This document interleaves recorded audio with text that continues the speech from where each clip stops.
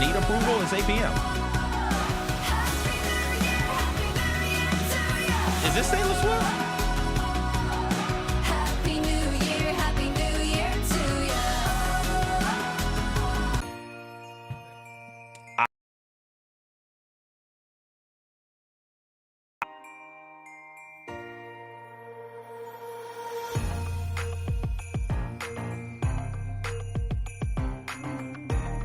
This is just Santa Baby.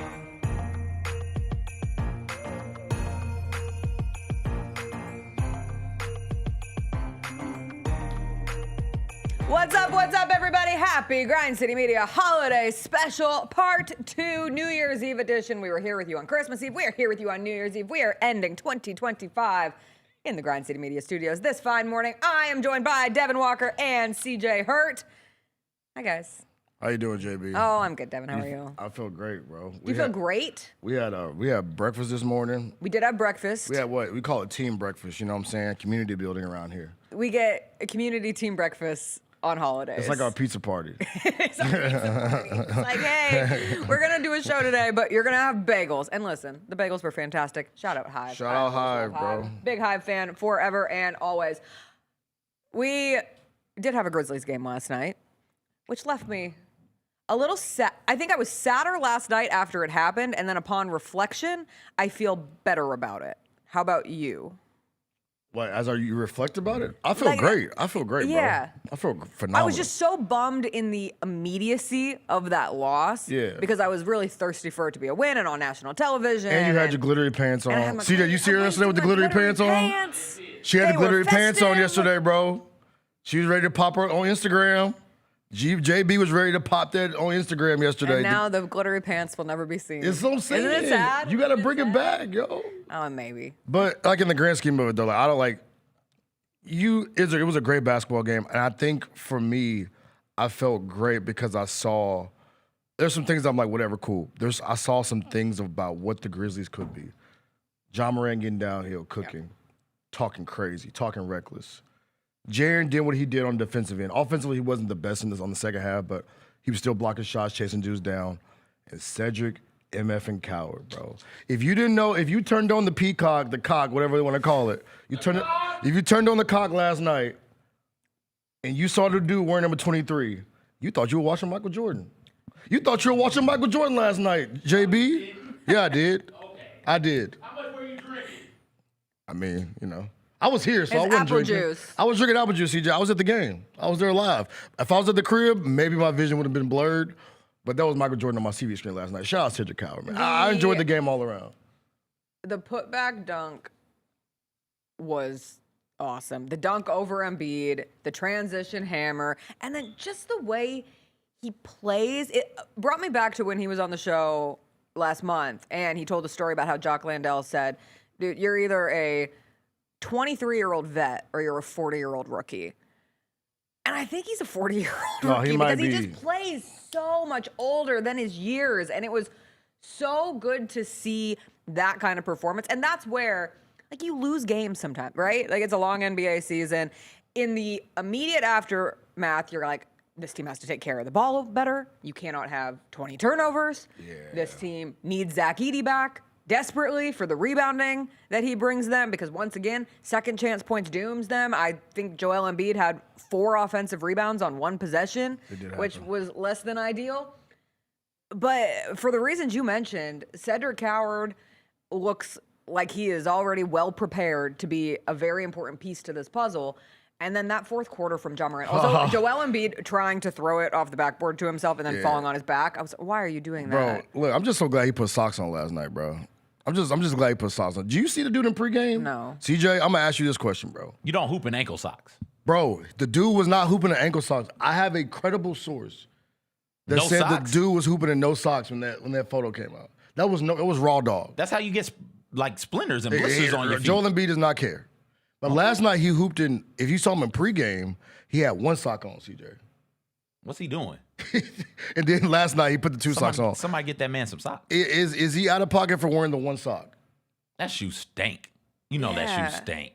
And again, you wear the socks so the friction in the Yeah. sand. Right, you don't want the blisters. He's gonna get blisters messing around. He's already got a laundry list of injuries and things. Of You that don't nature need to deal blisters with. on You top don't- of your knees. No, Yeah, don't bro. have The blisters to it. dude's out of pocket for When one, he bro. hits the ground, Oh, it's like a Scooby Doo cartoon. it's like tree falling in the forest. He's like, But I will say, to the credit of Embiid, so much gets discussed about his injuries and his body breaking down, which is a very real situation that he's dealing with. He's still got it. Like, he almost had a yeah. triple-double last night. That mid-range shot is just automatic. At 34 points, 10 rebounds, 8 assists between him and Tyrese Maxey. And I know there's been some discussion within the Sixers of, well, the team actually plays better in its totality when Embiid isn't on the court. But I don't know, like, what he opens up for Maxey, I think seeing those two and Paul George operate, that was the first win that the Sixers have had this season when all three of those guys are available this year. So, of course, it comes against the Grizzlies. And, of course, it snaps a 3-game losing streak for them. And the Grizzlies now 2-9 against Eastern Conference teams this season. When you lose 2 times to the Wizards in 8 days, that doesn't help. And I do think because of that loss to the Wizards, it made last night feel a little bit worse, like in the vacuum of the moment. Yes. Just because, one, it's the end of the year. You'd always prefer to end a year with a win and good vibes. And 2, you lost to the friggin' Wizards again. And so it just compounded. And you lost last night in a very similar fashion. Obviously, better game, better product, but giving up offensive rebounds and turning the ball over. And so those are consistent and some defensive lapses, some significant defensive lapses.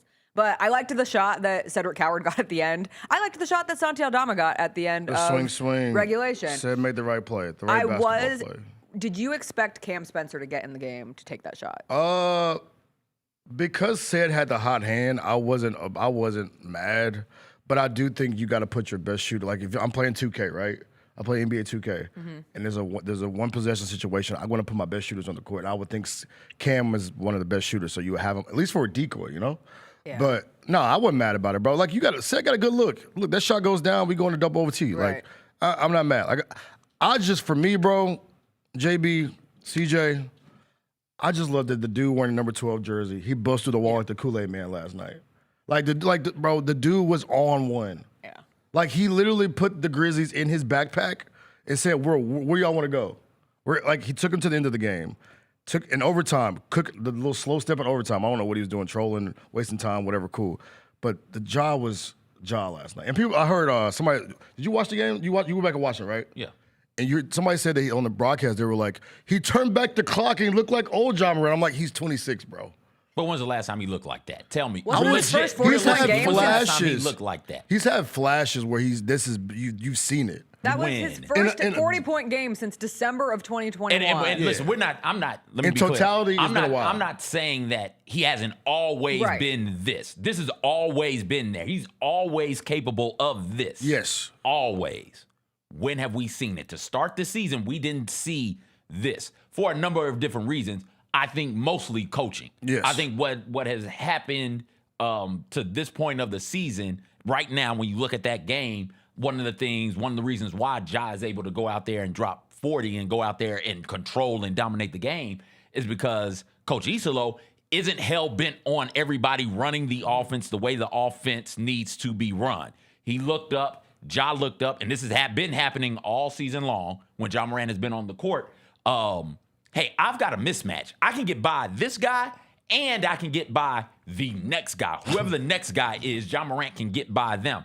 And in games past, in games in October, November, early to December, it was no, don't do that. Make the right pass and make the right play. And the right play for this offense isn't for you to go one-on-one. Last night, you saw Coach Isolo allow Ja Morant to go one-on-one, and Ja Morant on this play is the one you're talking about, Devin. I think he was trying to waste some time. Yeah, waste some time. I was like, this dude. But Bro, this a dude is- in the section above me, dunk the damn ball. I was like, bro, it's not that deep. Calm down. But when you allow, because we started seeing this with Jaren also. Yeah. When Coach Isolo was like, okay, you see more one-on-one action for Jaren when Jaren has the mismatch, and this is great because those two, Jessica, you brought it up a time or two. As long as you have those two, you're supposed to have a chance, and you got to use those two in order to have said chance at winning these games, and they did a good job of it last night. What did he end up with? 18 in the fourth? Yeah, 18 in the fourth. 18 in the fourth, And yeah. it was you knew where it was going every time, and he was still able to get to a spot. Because he's beating whoever is in front of him. There's not maybe five point of attack defenders who can do a good job consistently of keeping Ja Morant in front of you. Yes. Right? Maybe 5. And I think 2 of them are injured. Now you look up and it's all right. Joel Embiid is supposed to rotate over and be in help. No chance. He's going by that. He's going by that, over that, around that. Yeah. He's going to make that. So yeah, and most of the league has that issue as it pertains to Ja. And that's just like, bro. Like you said, you could do that every night. Like if you see food every night, the way you saw food last night, you can drop a 30-piece nugget. Also, a stat muse fail. Yeah, they felt March 14 was the last time Ja had a 40-piece. And he had where's the other one against Houston? He had, where is this? Hold on. 49. And he had 52 in 2022. And he had 46 in 2020. So get out of here. Just saying, people trying to make Ja seem like when was the last time he looked like that? When was the last time he had that kind of game on national TV with a national audience watching? It's been a minute. It's been a minute. It's been a minute. I think about that Lakers game. That's the one that comes to mind, which was years ago at this point. It's been a minute since he'd been that But dominant, I thought the carryover from him coming back from injury. Oh, wait, hold on. We're saying that the last time he looked like that was 2022? No. I said on national TV, like for a prime time, all eyes on that game. We see it regularly. Yeah, he has flashes where you're like, oh. But I think that's an important note because we don't those see national flashes. TV games drive narrative significantly because we watch it every single day. We watch every Grizzlies game, but not everybody does. So for a lot of people, that's the one opportunity to see what this team is. And if they watched the game last night, they said, oh, why is everybody dogging on Ja Morant for being like toasted at this point? He's still got it. That's still the player that we have seen as one of the clutchest players in the NBA. And he put the performance on in front of all the eyeballs. And, that becomes the conversation of the NBA. Now, granted, the Sixers win the game, and VJ Edgecombe gets to take the rookie crown of the night because VJ Edgecombe this rookie class is so talented. And the thought that the next rookie class is supposed to be generationally talented, but between Edgecombe, we see Coward last night, Conka Nipples balling out in Charlotte, Cooper Flags getting going in Dallas. Yeah. Jeremiah Fears. Yeah. Your boy Derek Queen. Derek Happy Queen. Trey Johnson even with the Wizards. It's just a really stacked class. Derek Queen. They were good last night. I will say this about him, VJ Edgecombe. I thought he was bigger.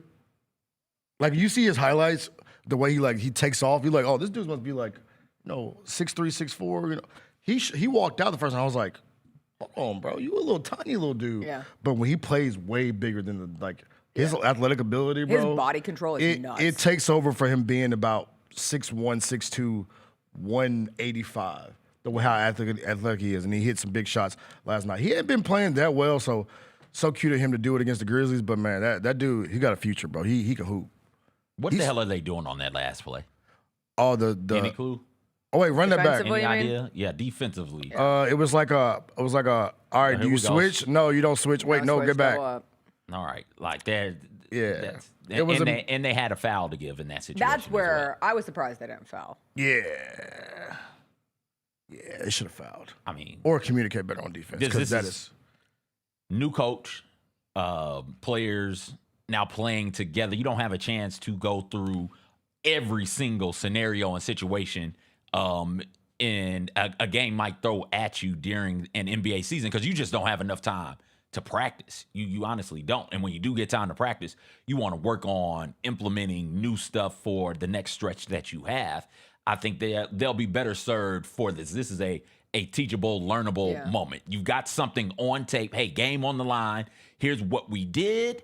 Here's why it didn't work. Here's what we're going to do next time, because there's always going to be a next time. So you hope that they figure that part of it out. Either you foul immediately or you trap harder than that, and you have somebody rotating up from the bottom and somebody sprinting down, or you just switch it, or you don't do anything. Right? Like I saw that play and there's not a whole lot of action there. Why do you end up with two people on the ball? Jalen, it wasn't a good screen. Jalen's over it already. Ja Morant, I think, because Maxey was having such a good game, We hadn't talked about him yet, but Maxey was having such a good game that you had to respect that. But it's VJ Edgecombe who's also having a good game over there. I think next time they see that, they'll get that stop and they'll be better served for it. Yeah, you could tell Jalen wanted to stick with Maxey because Yeah. it was possession before that. Jalen's defense on Maxey in the fourth quarter was pretty impressive stuff. Cause Maxey that had boy- 24 at half and ends with 34 in the Bro, game. I ain't gonna lie to you. NBA fans, I hope, I know he plays in Philly, and, we watch a lot of NBA, all of us. I don't think people talk about how cold Tyrese Maxey I is. completely agree. Bro, that dude is cold. Yeah. Like a bird certified bucket. I compare it to y'all don't play 2K, but when you go into my park, you see these builds and you're like, yo, there's no chance I can guard that. Tyrese Maxey has that build. Yeah. Shifty guard, He can shoot steps the hell into out of his the shots ball. so Yeah, the dude is fast. hey, NBA fans need to put more love on Tyrese Maxey's name. Yeah, he's that kind of player where you can play near perfect defense on him and he'll still get a bucket. He averages 30 points a game in the NBA, bro.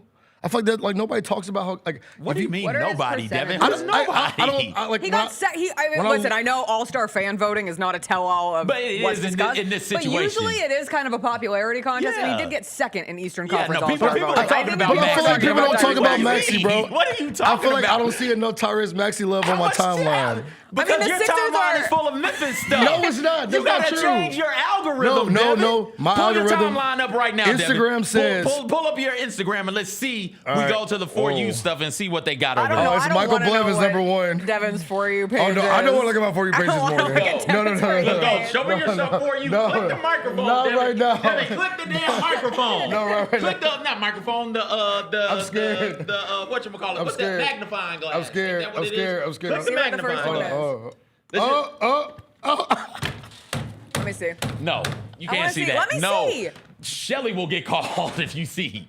Shelly's not here anymore. Well, the new Shelly gets called immediately. Well, now I feel left out. So now No, I feel like JB, reverse. you are not looking at my. You are not looking at my It's For You just, page. Jessica, you know what it is. It's scantily clad Exactly, I women. know exactly what it is. First four on the box. Scantily clad top left, scantily clad top middle, Basketball scantily clad top Unfortunately, right. that's what's on your timeline. So you're missing You're how missing many the people Maxey are talking stuff. about That's why I don't see why Maxey. Tyrese Maxey a hoop, bro. You That's- probably people seeing talking more about Maxim Tyrese stuff than Maxey. Maxey stuff. Are we still making Maxims? I don't think we make Maxim no more, bro. Oh, we gotta be making Maxim. I think- what do the children do? I What are the think- 12-year-olds doing for release? I mean, they're probably.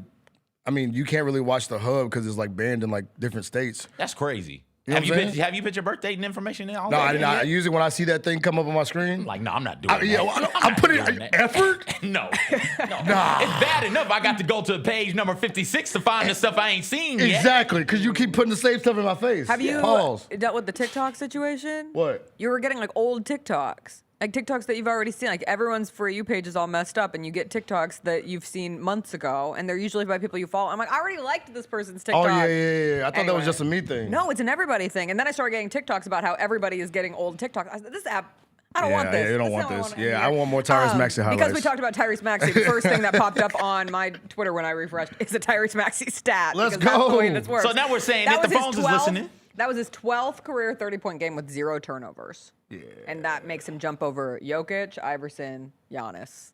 And he's 25 years old. That man cold, He's bro. good. He is so cold, bro. Can you believe Paul George still starts at 35? And he was good last night. He has shifted into role player Paul George mode. Yeah, he's just out there for the vibes at this point. But he was.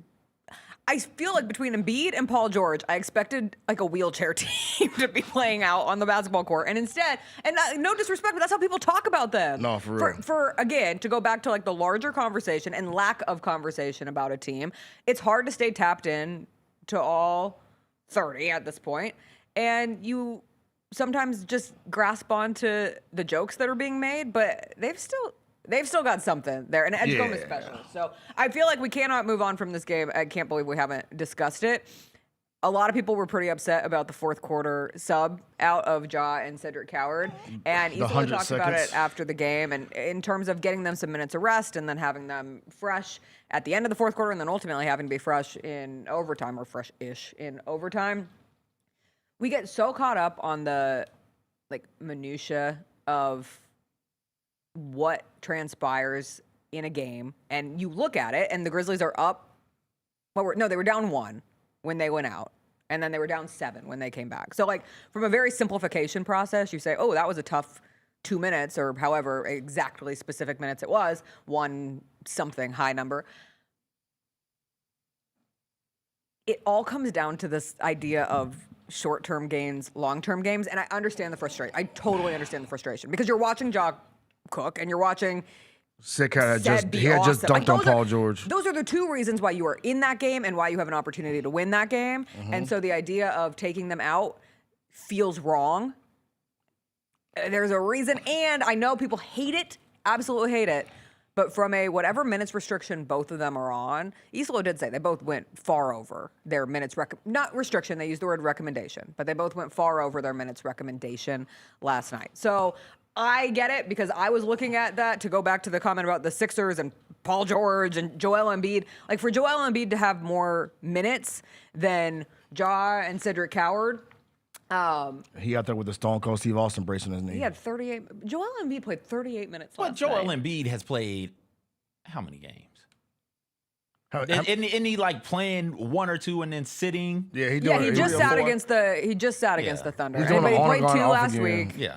So it's in and out. I think that was his 14th game of the season. Yeah, he's played last 14 night. games this year. So they're doing something different with Joel Embiid Fair. than what you want to do with Ja Morant and Cedric Coward. You want Ja Morant and Cedric Coward to be able to play major minutes later into the season while also playing major minutes next week, 2 weeks from now, right? This is that's a what big you want. week ahead Yeah. with the So two against the you're- Lakers, you're- the Thunder, the Suns, the Spurs. I understand the frustration because you're doing these minutes restrictions and like the team has the worst case of the injury bug we've ever seen, it feels like. But yeah, you can't compare what the Grizzlies are doing with theirs to what the 76ers are doing with Joel, especially when Joel Embiid is resting. Like he might play 40-something games this season. So like there's a difference there. Yeah. It is for the long, though. You know, I mean, like truly, I was reflecting on, and we'll talk about the year that was of 2025 later on the show. But like this time last year, the Grizzlies were in third in the West. You know, and then think about how everything crumbled at the end of the year. You want to be flirting around, you know, being relevant this time of year. You want to peak in March, April, May. And so if things are being done, I understand how hard it is from the short term, and games at some point have to matter, right? Like you don't want to lose an overtime game to the Sixers that you could have won in December, and you're looking at the end of the season, and you're one game out of not having to play in the play-in game, and you're going back and you're thinking, God, what if we had played John Cedric Coward 2 minutes in the fourth quarter against the Sixers and finished it and closed it and put the door on that, and now you don't have to fight through the play-in tournament to get into the playoffs. What if we would have beat the Jazz that one night? What We if can like beat the conjecture Wizards what those it 2 means. nights? Exactly. What if you don't lose 2 times to the Wizards in 8 days? That would be the best of times. But from an overall takeaway, like Ja being excellent, and he was so frustrated and had every right He was getting to so be mad. frustrated last He was like, night. get the out the way, get the out the way, get the out the way. Then I'm he did like, this here. whoa. I was like, oh, we're doing a He little did it like 3 orchestrations. times. Yeah, because he wanted people to get the hell out the way. I'm like, okay. All right, Ja, you got it. We talked about this. He said, Ja's get getting out by the way. by whoever you put on him. And it's ridiculous that they got McCain trying to guard Ja Morant, right? Oh, Like yeah, that's he just, was- that's that- just silly. that boy was in a But torture chamber. he's getting downhill and getting by him. And we all know that whoever the big is back there, in this case, it was Joel Embiid, but he's getting by that person also.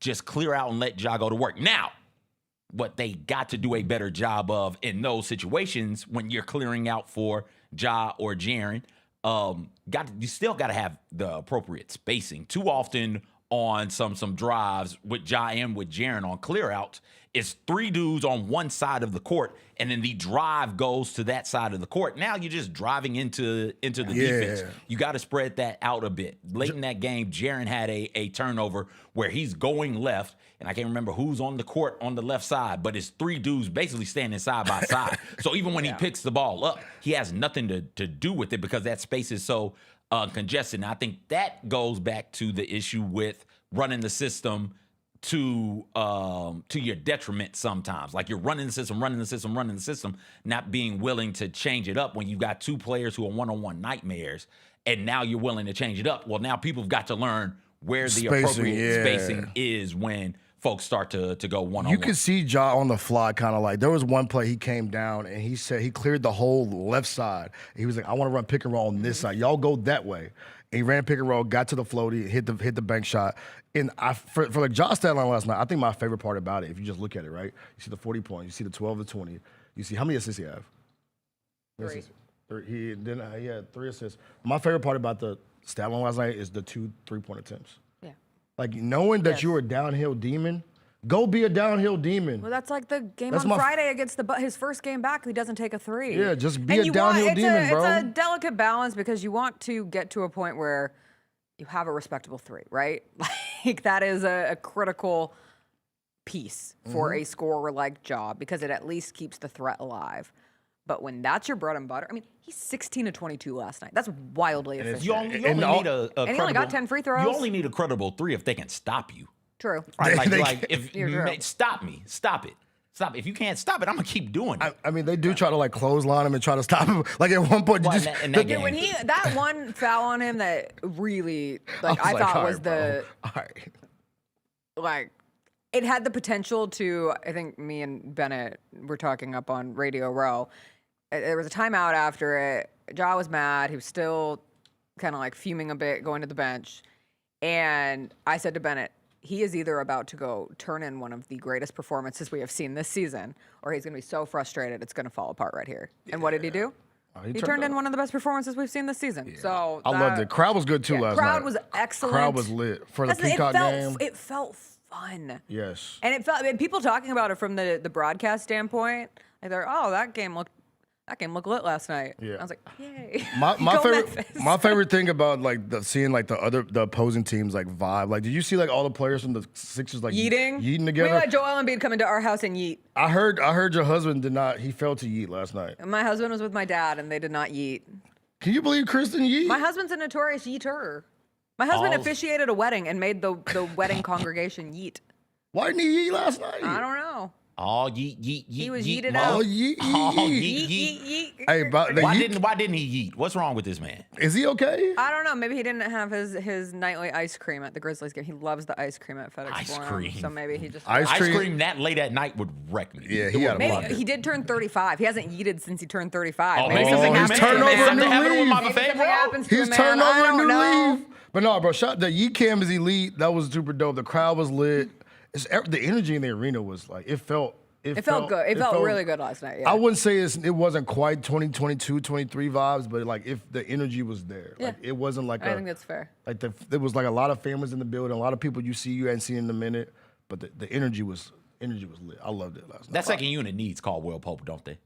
They do. Badly. They need him. They do. From a defensive standpoint can't- and an organizational standpoint. Yeah, Yes. you can't be out here need just him. floating around. And, They need him to come. I didn't realize how much they needed Yeah. that guy, but the That's past Chris texted me in the like 6 maybe like middle quarters. third quarter, and it's like, wow, they really miss KCP. they need he him. warmed up before the game, so I'm hoping that injury is not going to be. Well, that's the thing be too. that Is long. hopefully early 2026 we're getting a handful of injury updates, and I hope the KCP thing. He's only missed a game since getting injured in the Wizards game.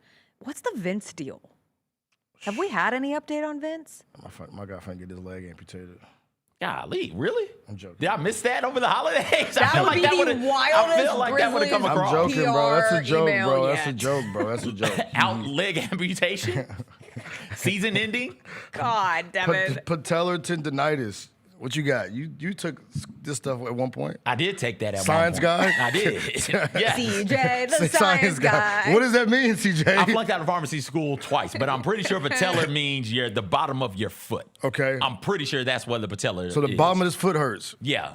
Okay. Yeah, and you got to think about it if you're playing basketball. If that's where the patella is, it could be up here some damn way. I don't know. But if it's in the bottom of your foot, with basketball, you do a CJ, the patella is your kneecap. to That's your the same shin thing. bone. It's the same thing, Jessica. I was The, like, the bottom of your foot I'm connected to certain your the shin patella- bone. And you It's say it with such connected. a... It's all connected. Give us some It's credit. Jameis Winston. It's all connected. It's all connected.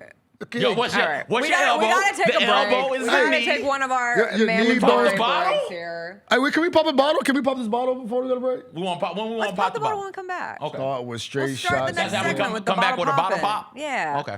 We're gonna talk about 2025 favorite memories, favorite Grizzlies, Memphis memories, favorite Oh, man. stories. We'll do a little college football playoff talk. That starts tonight. Mr. Ohio State over here. You still rooting for him? Oh, yeah. You know the vibes. Come on, man. Gross. Gross. Not allowed. We'll come back on the Grind City Media Holiday Spectacular. It's gonna be food.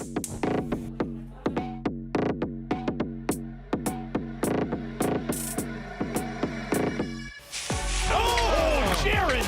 Support your Grizzlies by voting for them to the 2026 All-Star Game. Oh, Edie with the big swat on the deck, floats it up, off the glass and in. Cedric Power, yes sir! Vote now by going to grizzlies.com/allstar.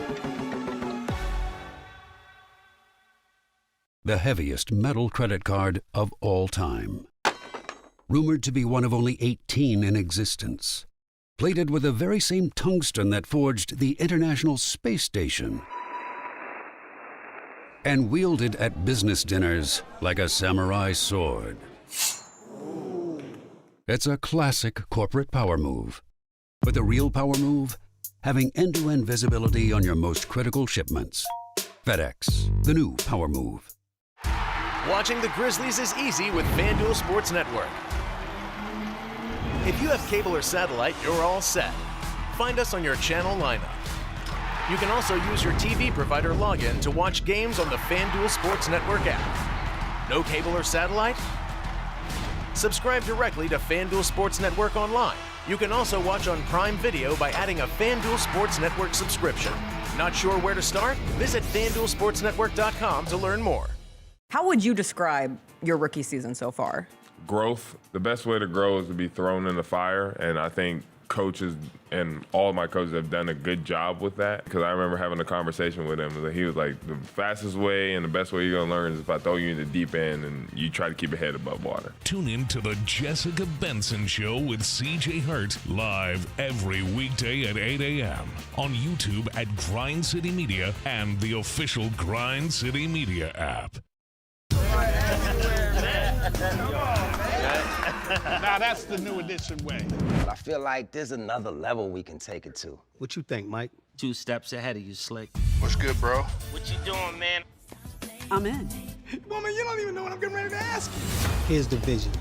All 3 of us on the same stage every night. Gonna be crazy. No barriers, no separation. It'll be like 9 kings and a queen. The next level starts now.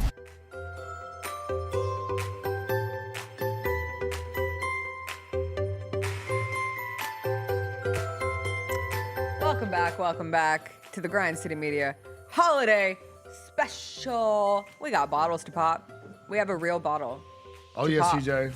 CJ, step right up. Lil Wayne said a song about this. Start with straight shots and then pop bottles. Pour it on the models. I was thinking about that song the other day. It's a great song. Money to be made, that's when leave Poppin'. I run it myself like a quarterback option. I picture 10 G's to go shopping. She buys sets of clothes and I bought me back a chopper.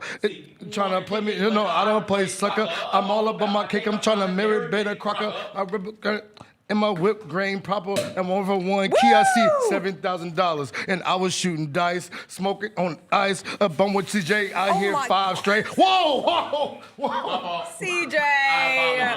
CJ. Oh my God. You trying to Chris Bosh me, bro? No. Did it get on anything? No, we're good. Did We're good. it get on anybody? We're good. I didn't know if it is like that. My bad. Your mom is enjoying the champagne. Yeah, I didn't know it did all of that. This man just tried to Chris Bosh me, bro. Did it get on anything? No, we good. I think we're The good. equipment is okay? Equipment's I think okay. everything's okay. Everything's good? Everything's good. All right, my fault. I got excited. Come on, It's come okay. on. That's what New Year's Yeah, is pour for. some bubbly, man. Yeah, a little early mimosa with no. You don't like orange juice anyway. You're right. That's how I have my mimosas. It's just a glass of champagne. It's Come just on, a glass man. of This a the little this is cava, the a GCM little holiday glass of a little special, bro. bubbly. We didn't talk about Bill Kennedy last night. Oh my! That man is theatrical. He's a storyteller, bro. He's He a storyteller. is a storyteller. I appreciate his enunciation. Thank you. Thank you, Darnell. I asked for one thing. There you go. Look, it's Darnell, everybody.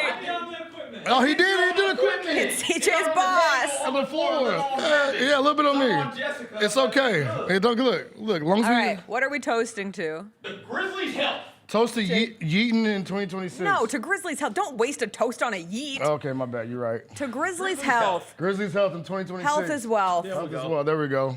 Is that wait? Hold on, don't drink. That wasn't a good angle, Jacob. Can we Yeah, get the can we front- get a better can we angle? get the Yeah, front can we get camera a- angle? Come on. Can we get a good one? What is this We side might want to view? clip this for social. Yeah. I'm not gonna do anything, but yeah, there we go. There we go. Yeah, wait, I got to turn the TV on. Also, Yeah. I'm not good at my job.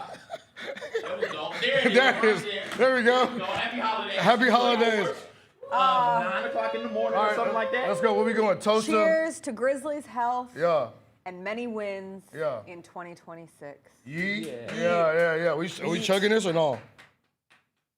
You don't chug champagne. You're an adult. Well, CJ already did it. My bad. I didn't know there was rules. Ooh. Why would you? That's gonna hurt your Something tummy. on the glass. Oops. That's how you do a champagne toast. Hey, look. Oops, my Why bad. are you doing it with like that? JP, what's happening? Why are you drinking it with two hands? Why are you drinking it up like that? Like she a 5-year-old. Out of sippy cup, Devin. It's just some sparkling apple cider. With the glasses on, like, come on, man. Yeah, bro. You're a grown ass woman, dog. Are you Drink like a fine? grown ass woman. Is this your first sip of champagne? Come on, No, Jay. I was built by these champagne streets. Okay, all right. Well, why are you drinking with two hands? Because I was just making sure that I didn't spill anything else around here. Okay. Oh, it's all right. It's nothing. It's all right. Two hands for safety. I'll get a gift card for What's Miss everybody Rail. doing for New Year's Eve? Anything Sleeping? fun? What do you mean? Okay. So this is the crazy thing about that, Jessica Benson. So you know, I've lived a lot of different lives. I've gone out. For, Yes, you have. I've gone out for New Year's. Don't do that. You got it, Devin. Don't A do lot that. of different lives, Don't do baby. that. Don't do that. I've gone out for New Year's. I've had my own house parties for New Year's. You were a part of one of my house parties for New Year's. Thanks for the invite. That was before you got here, CJ. But you knew me. I don't think I knew you this well though. Okay. I knew you. I knew. I But understand. not I don't enough know to you. be I don't know invited to you. the I New Year's know house you. You know what I'm saying? But I But don't know you. like, I if don't know you like that. If I was to have a party now, I would invite you. Thank you. That party was 6 years ago, and that was a long time. Yeah, it was a long time ago. 2019? Yeah. I had a different girlfriend by then. There was a lot of different things with a lot of different things. So I've had my times out. I have my times in. And usually there's a Grizzly game the day of New Year's Eve. So I have an excuse. I have a bailout. Look, there's a Grizzly game. The last 2 years, right? I can't do anything. Yeah. 3? Yeah. That's 3 years. At least 2, maybe 3. I can't do anything. There's a Grizzly game. Yeah. But this year, my phone's been blowing up. Dev, what are you doing for New Year's? Dev, what are you doing? What's the move? What's the move? We lit tonight? What's the move? JB, I've come to this conclusion. Your boy wants to stay at the crib.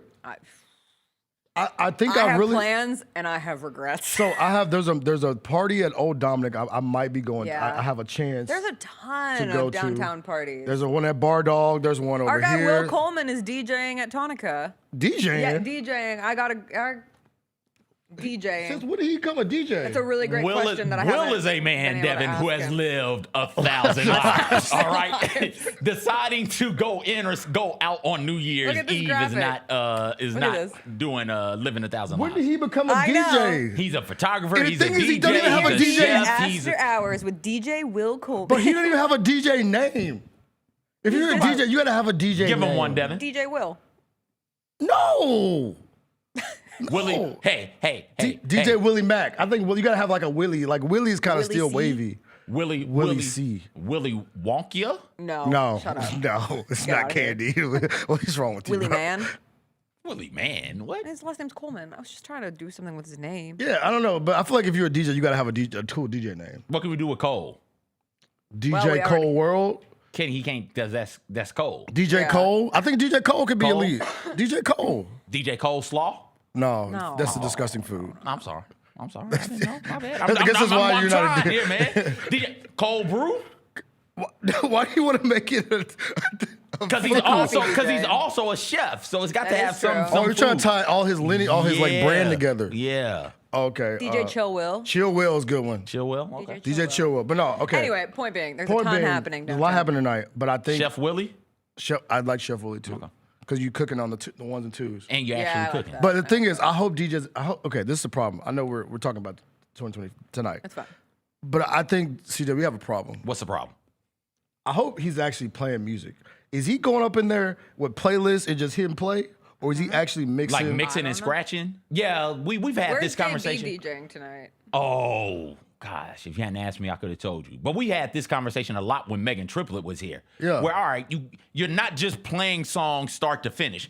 Give us the highs of every single song. Yep. And give then me so give me you can give me, in the case of the classic, Back That Ass Up. You can give me the doom because that gives me enough time to run out there. And you can give me the first verse, working with some back, But at a certain point in that first verse, you got to hit it with a mix, Yes. and then get Manny Fresh's part up in there, right? There Like we we don't go. need the Very whole important. back No, that we don't need thing. the whole thing. I'm almost 40. I can't handle being backed up on for a whole Back That Ass Up song, No. right? You can't Like, do how 3 long is minutes. that song? It's like- that song is like 4.5 minutes. Can I extend How this long Extend it. to is weddings? the song Yes. back If you are a wedding DJ or you are hiring a wedding DJ, the number one rule should be you never play the whole song. Never. I never want to hear the whole song. I never want to hear every chorus. I never, ever want it. I'm with you. Mix that stuff. That is your job.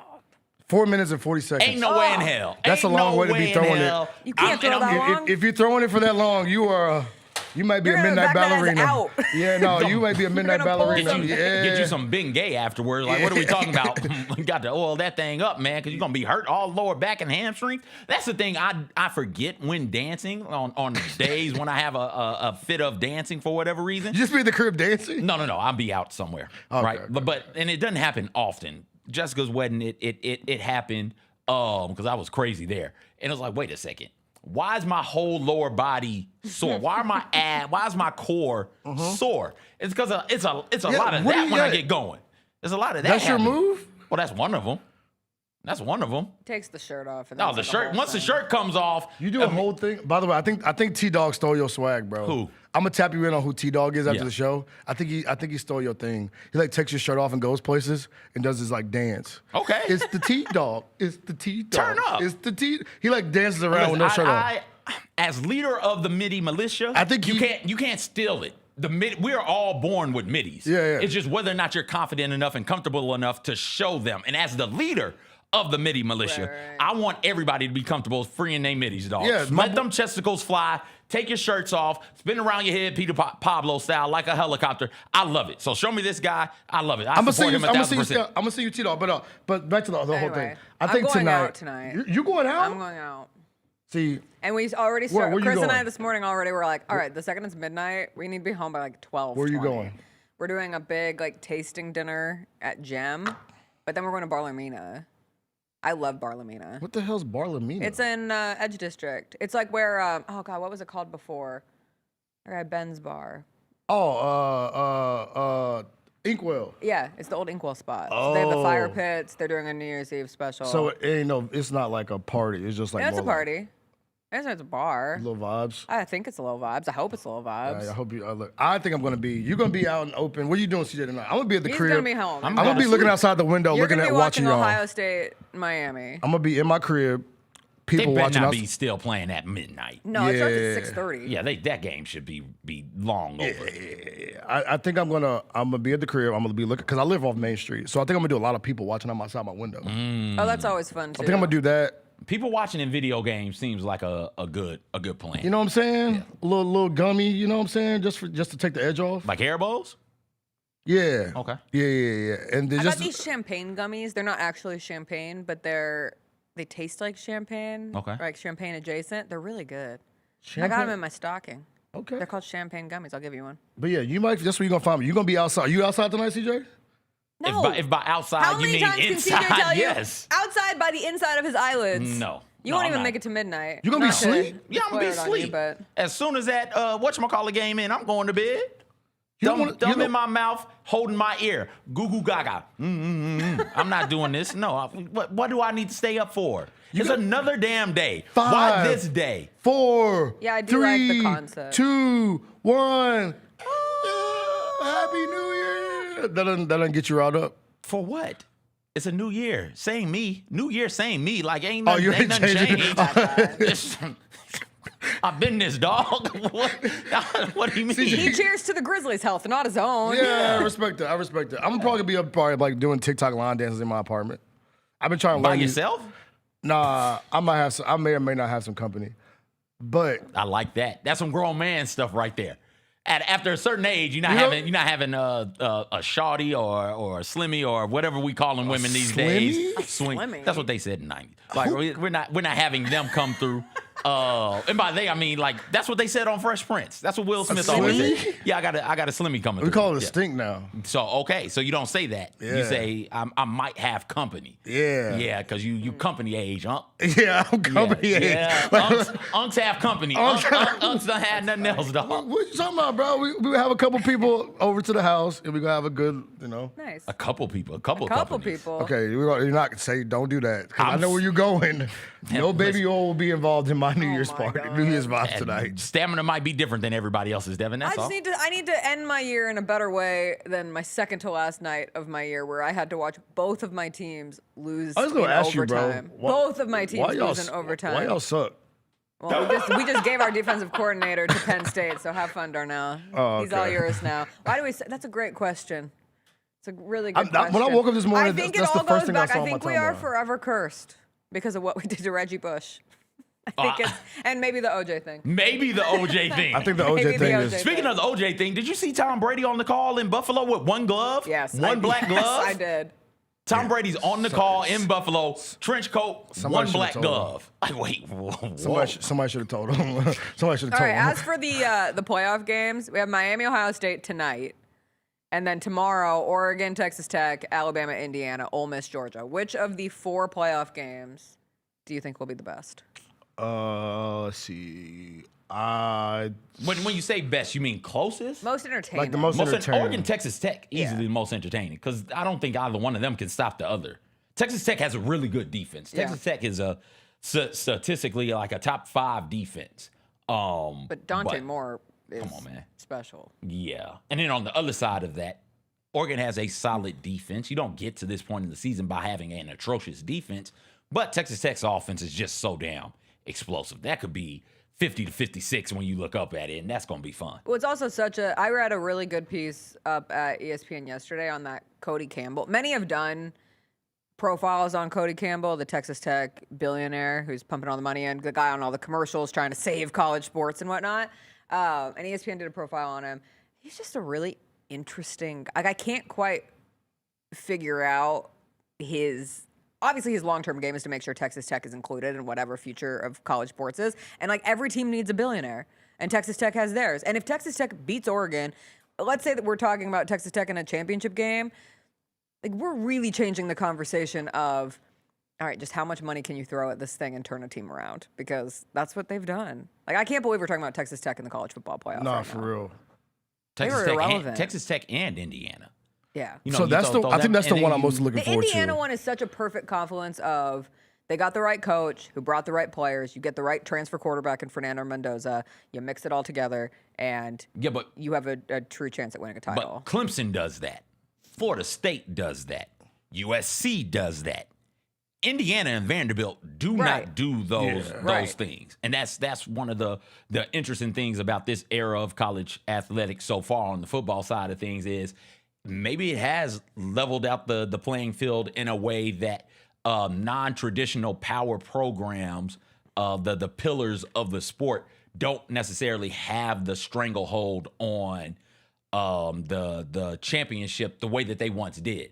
And it's not just because of the NIL component of it, because like even if we allow NIL to be there, if we're going by the old CFP rules or the old BCS rules, Texas Tech doesn't have this opportunity. Nah. You know, Indiana last year doesn't have an opportunity in the playoffs. I think when we went to expanding the playoffs, you allow more teams in. That means you allow more different teams in, which they can then use to build momentum and stack up some legit deep playoff runs. And it's going to be great to see. The day starts off though, right today. I know we're talking about the playoffs, and Ohio State and Miami is at tonight. Vanderbilt and Iowa today. At 11. Let's go. The Vanderbilt, Iowa, Quest Bowl. Texas, Michigan, and then Arizona State, Duke. There we go. That's the other one. Texas, Michigan, Nebraska, Utah, and then Miami, Ohio Yeah, State. give me all of Cheez-It them. Bowl. Did you see the I'm like with the the Cheez-It Bowl. Cheez-Its? They put all the different cheeses on the plaza. Yes. Yeah, that's kind of lit. Like Wait, they all the did what? different flavors. Like all of different flavors of Cheez-Its? cheese at the cheese So they bowl. got the white cheddar joints? Like all the joints, bro. Like all the flavors. They got like the queso joints? Queso joints, white They look cheddar, so good. jalapeno They cheddar. got the jalapeno joints? All like it's a whole like It's like a Cheez-It bar. You just walk up, bare hand, raw dog, grab it, and raw Yes. dog just grabbing Their cheeses. concessions also, so they have loaded chili Cheez-Its crunch dogs. Oh, come on now. Mac and Yeah. Cheez-Its walking nachos. Come on now. Come on Cheez-It now. bacon cheeseburger. Where my mama go? And a Cheez-It She right there. turkey leg. There she is. She in the shadows. A Cheez-It turkey leg. A Cheez-It turkey Okay, leg. all right. Don't let the Memphian hear that, bro. And I That's gonna appreciate- be at a restaurant like next week. Tomorrow. Tomorrow.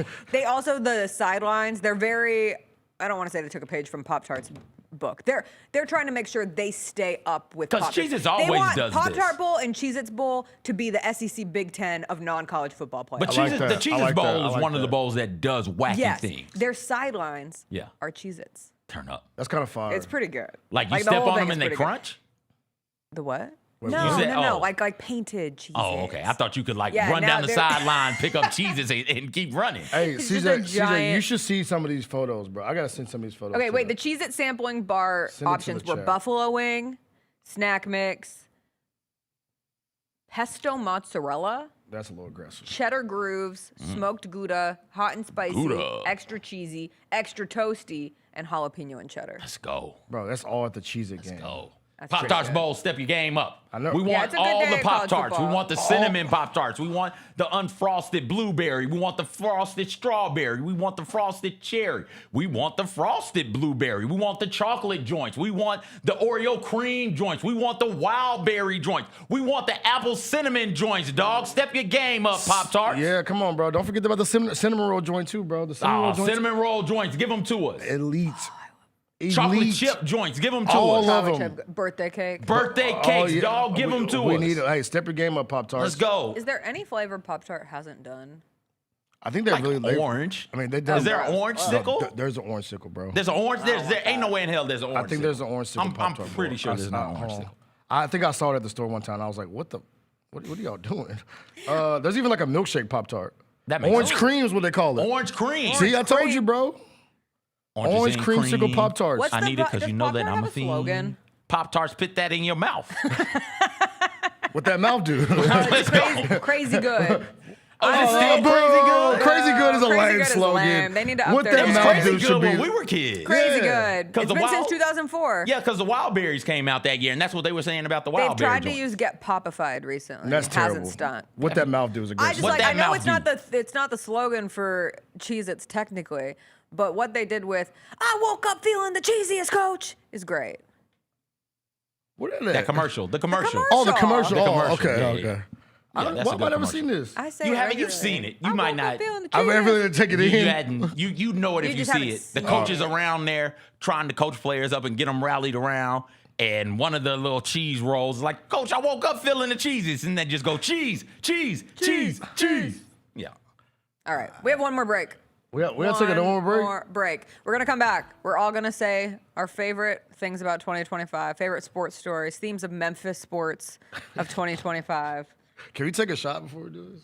It's not. Yeah, well, of no, what? because Of Darnell took them champagne? from Darnell us. took the champagne. Darnell took the D-Nell took champagne. it. D-Nell was like, no, CJ. CJ shook it I'm one about to go. time. I'm about to go try to kidnap this champagne. I didn't know champagne did that. That's my first time opening champagne. Have you never watched a celebration of a championship in your life? Have you not seen the Chris Bosh video? I thought that was all fake. I thought that was all AI. You know what AI?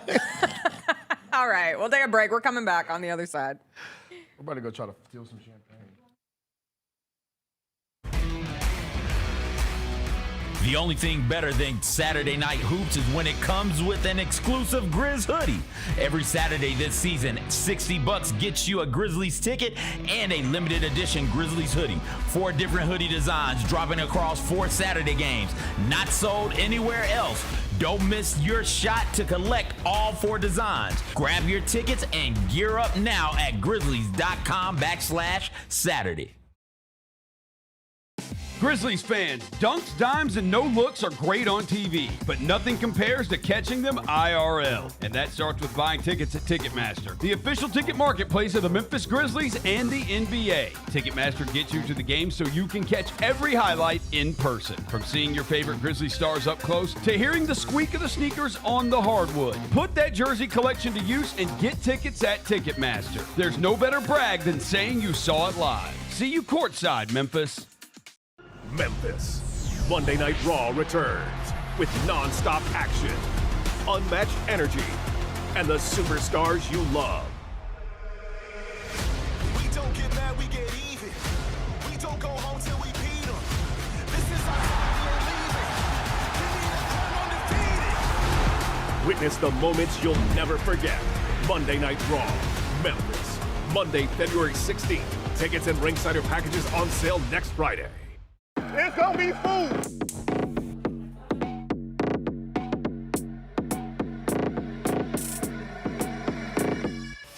Oh, Jaron! Support your Grizzlies by voting for them to the 2026 All-Star Game. Oh, Edie with the big swat. On the deck, floats it up. Off the glass and in! Cedric Power. Yes, sir! Vote now by going to grizzlies.com/all-star.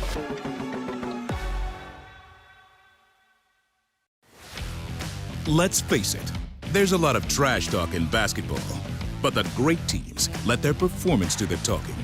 Like Ford F-150 with Pro Power on board, a class-exclusive industry-first feature that turns your truck into a mobile generator and leaves the competition speechless. Ford F-150, official truck of the Grizzlies. Greatness starts here at your Mid-South Ford dealer. Class is full-size pickups under 8,500 pounds, GVWR.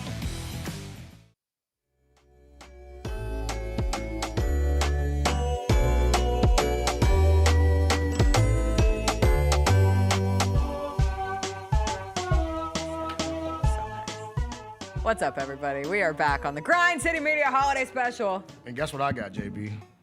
I got A bottle. I got the bubbly back. You got it back. I got the bubbly back. Oh, damn. You want something? You want me to top you off, Pauls? Yeah. Come on. Just put it in my mouth. This might not be a good idea. This is what I have to do. I'm not going gonna do this on camera. Give me that damn champagne. Let's go, man. All right, come on, let's do this. Let's go. Come on. Chris Bosh out. You ready? Bird feet. Let's go. All right, back up. Back He's up. gonna- back up. I already know how this coming is in here gonna with a flag on go. the play. All right. Ready? Right here? Yeah. This right is here. safe. This is safe. Safe zone. Ah. All right. Ready? Yeah, if you don't pour this damn champagne, man, stop playing. Damn. Pour it. Ah. Oh! He's like, hey, well, look at him. It's like a gas.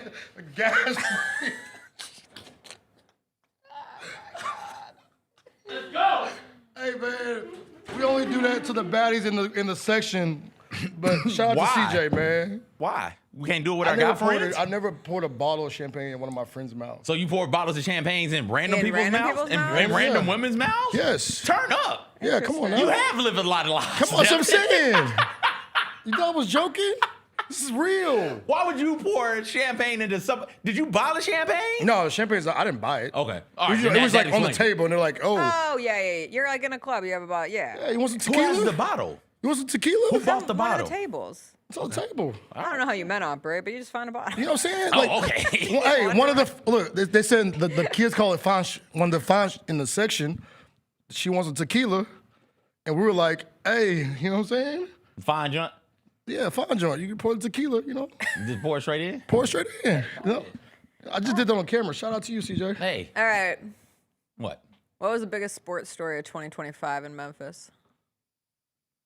Was it not Bane getting traded? I think that's an option. What is it? I think it's either Bane getting traded or Memphis having a new football coach. Like that's an era I feel like changer. that happened, But like- both are era changers, right? Like Yeah. Grizzlies go from their big three of Ja, Jaren, Dez, send Dez to Orlando. Tigers lose Ryan Silverfield to Arkansas, and now bring in Charles Huff.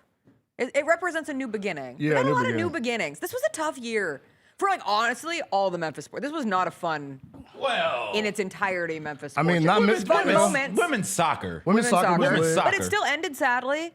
It did. But it's- then they it lost their was best like- player to Florida State. Memphis Tigers basketball going to the NCAA tournament was fun, but then they lose to Colorado State. Memphis Grizzlies beat the Mavs to get into the playoffs and then get swept by the Thunder. Then our biggest rival win the championship. Memphis football beats Arkansas. We're thinking about college game day coming. We're counting chickens before they hatch. And then everything goes to tumbly bumbly, and now there's a new coach. So it sets Our up boy an Fred Smith opportunity. passed away. Kip brings that up in the Exactly. chat. Fred Smith passing Yeah. away. Mike. Good moves in the chat. Kip. Tough little year in the 901. Yeah, you know what that means, A JB? major comeback in 2026. That means a major step back for a major comeback in 2026. We are up in 2026. My grandma always said, all you need is a faith of a mustard seed. And I have a faith of a mustard seed that 2026 is going to be better for us, CJ. You and Ronnie, man, y'all love that phrase. What? Faith of a mustard seed. My grandma used to say it all the time. Yeah, that's an Bible. old Southern. It was thing. that and Is it? It's in the Bible, but My, Southern 'cause I was people. gonna say my nana used to Does say she say it? Yeah. Okay. So that maybe and it's you don't not believe Southern. you don't believe fat meat greasy. That one didn't. I didn't know what that meant until I was like this age. Yeah, because that's an unk saying. Now you understand I better was what like, unks why say. did my grandma used to say that all the time? Wait, Like, what? what is Fat meat you don't greasy. believe Oh. fat meat greasy? And she was you don't know, you never heard You're that one? unfamiliar. Okay, so that might be a Southern thing. Fat meat is greasy. Like, you know that. You know but that. some Yeah. people don't believe Like, it. why And not it's- believe what I told you something bad was gonna happen? Why would you still do it? Yeah. And she would be like, you don't believe fat meat greasy. And I'd be like, Usually that phrase is said right before or right after or even during. You're getting your ass whooped for something stupid. yes. Like, Or oh, she you don't believe fat meat greasy. Yeah, You think I'm one of your little friends. Get over here. Get in here. Shoe thrown. Duck. Yeah. Shout out to my Alexander boots. said it could turn out being Cedric Coward was the biggest thing to happen. that's in another one. 2025. I'm with that. I Said could Coward get could be the behind biggest that. thing. You remember the Dap heard around the world? The Desmond Bain. When Desmond and, Bain got to Orlando, yeah, yes. that was tough. That was hard to That watch. was tough for the It culture. was hard to because your hand hurt afterward. Also that. Yeah, in my heart too. Yeah, this Most right of the here. heart. Okay. A little bit look. of the hand. Yeah. All right. Biggest sports stories of the year. I just have a couple written down. We can go through What you and got? remember the best memories. Does it matter who goes? How you want No, to you do can this? go first. Green dildos on the court. I knew you were going to go that direction. I did they- have that they're- written down. They're but everywhere. They were all over the place in the W, and then was an epidemic. Then it came to the NFL, and we're like, no, It was an stop epidemic. that. Throw them at the women. Don't throw them at during the football game, sir. And we hadn't seen any since. They did. The green dildos did kind of disappear out of Mm-hmm. nowhere. And we could, because they threw them again. It was all cute and funny. You could pit odds on what color it would be the next time one hit the court. It was all funny. And then you got one toss during a Titans preseason game, Yep. and then one during maybe a Bengals game or something like that. And then they just stopped. And I was like, no, we're going to put an end to this.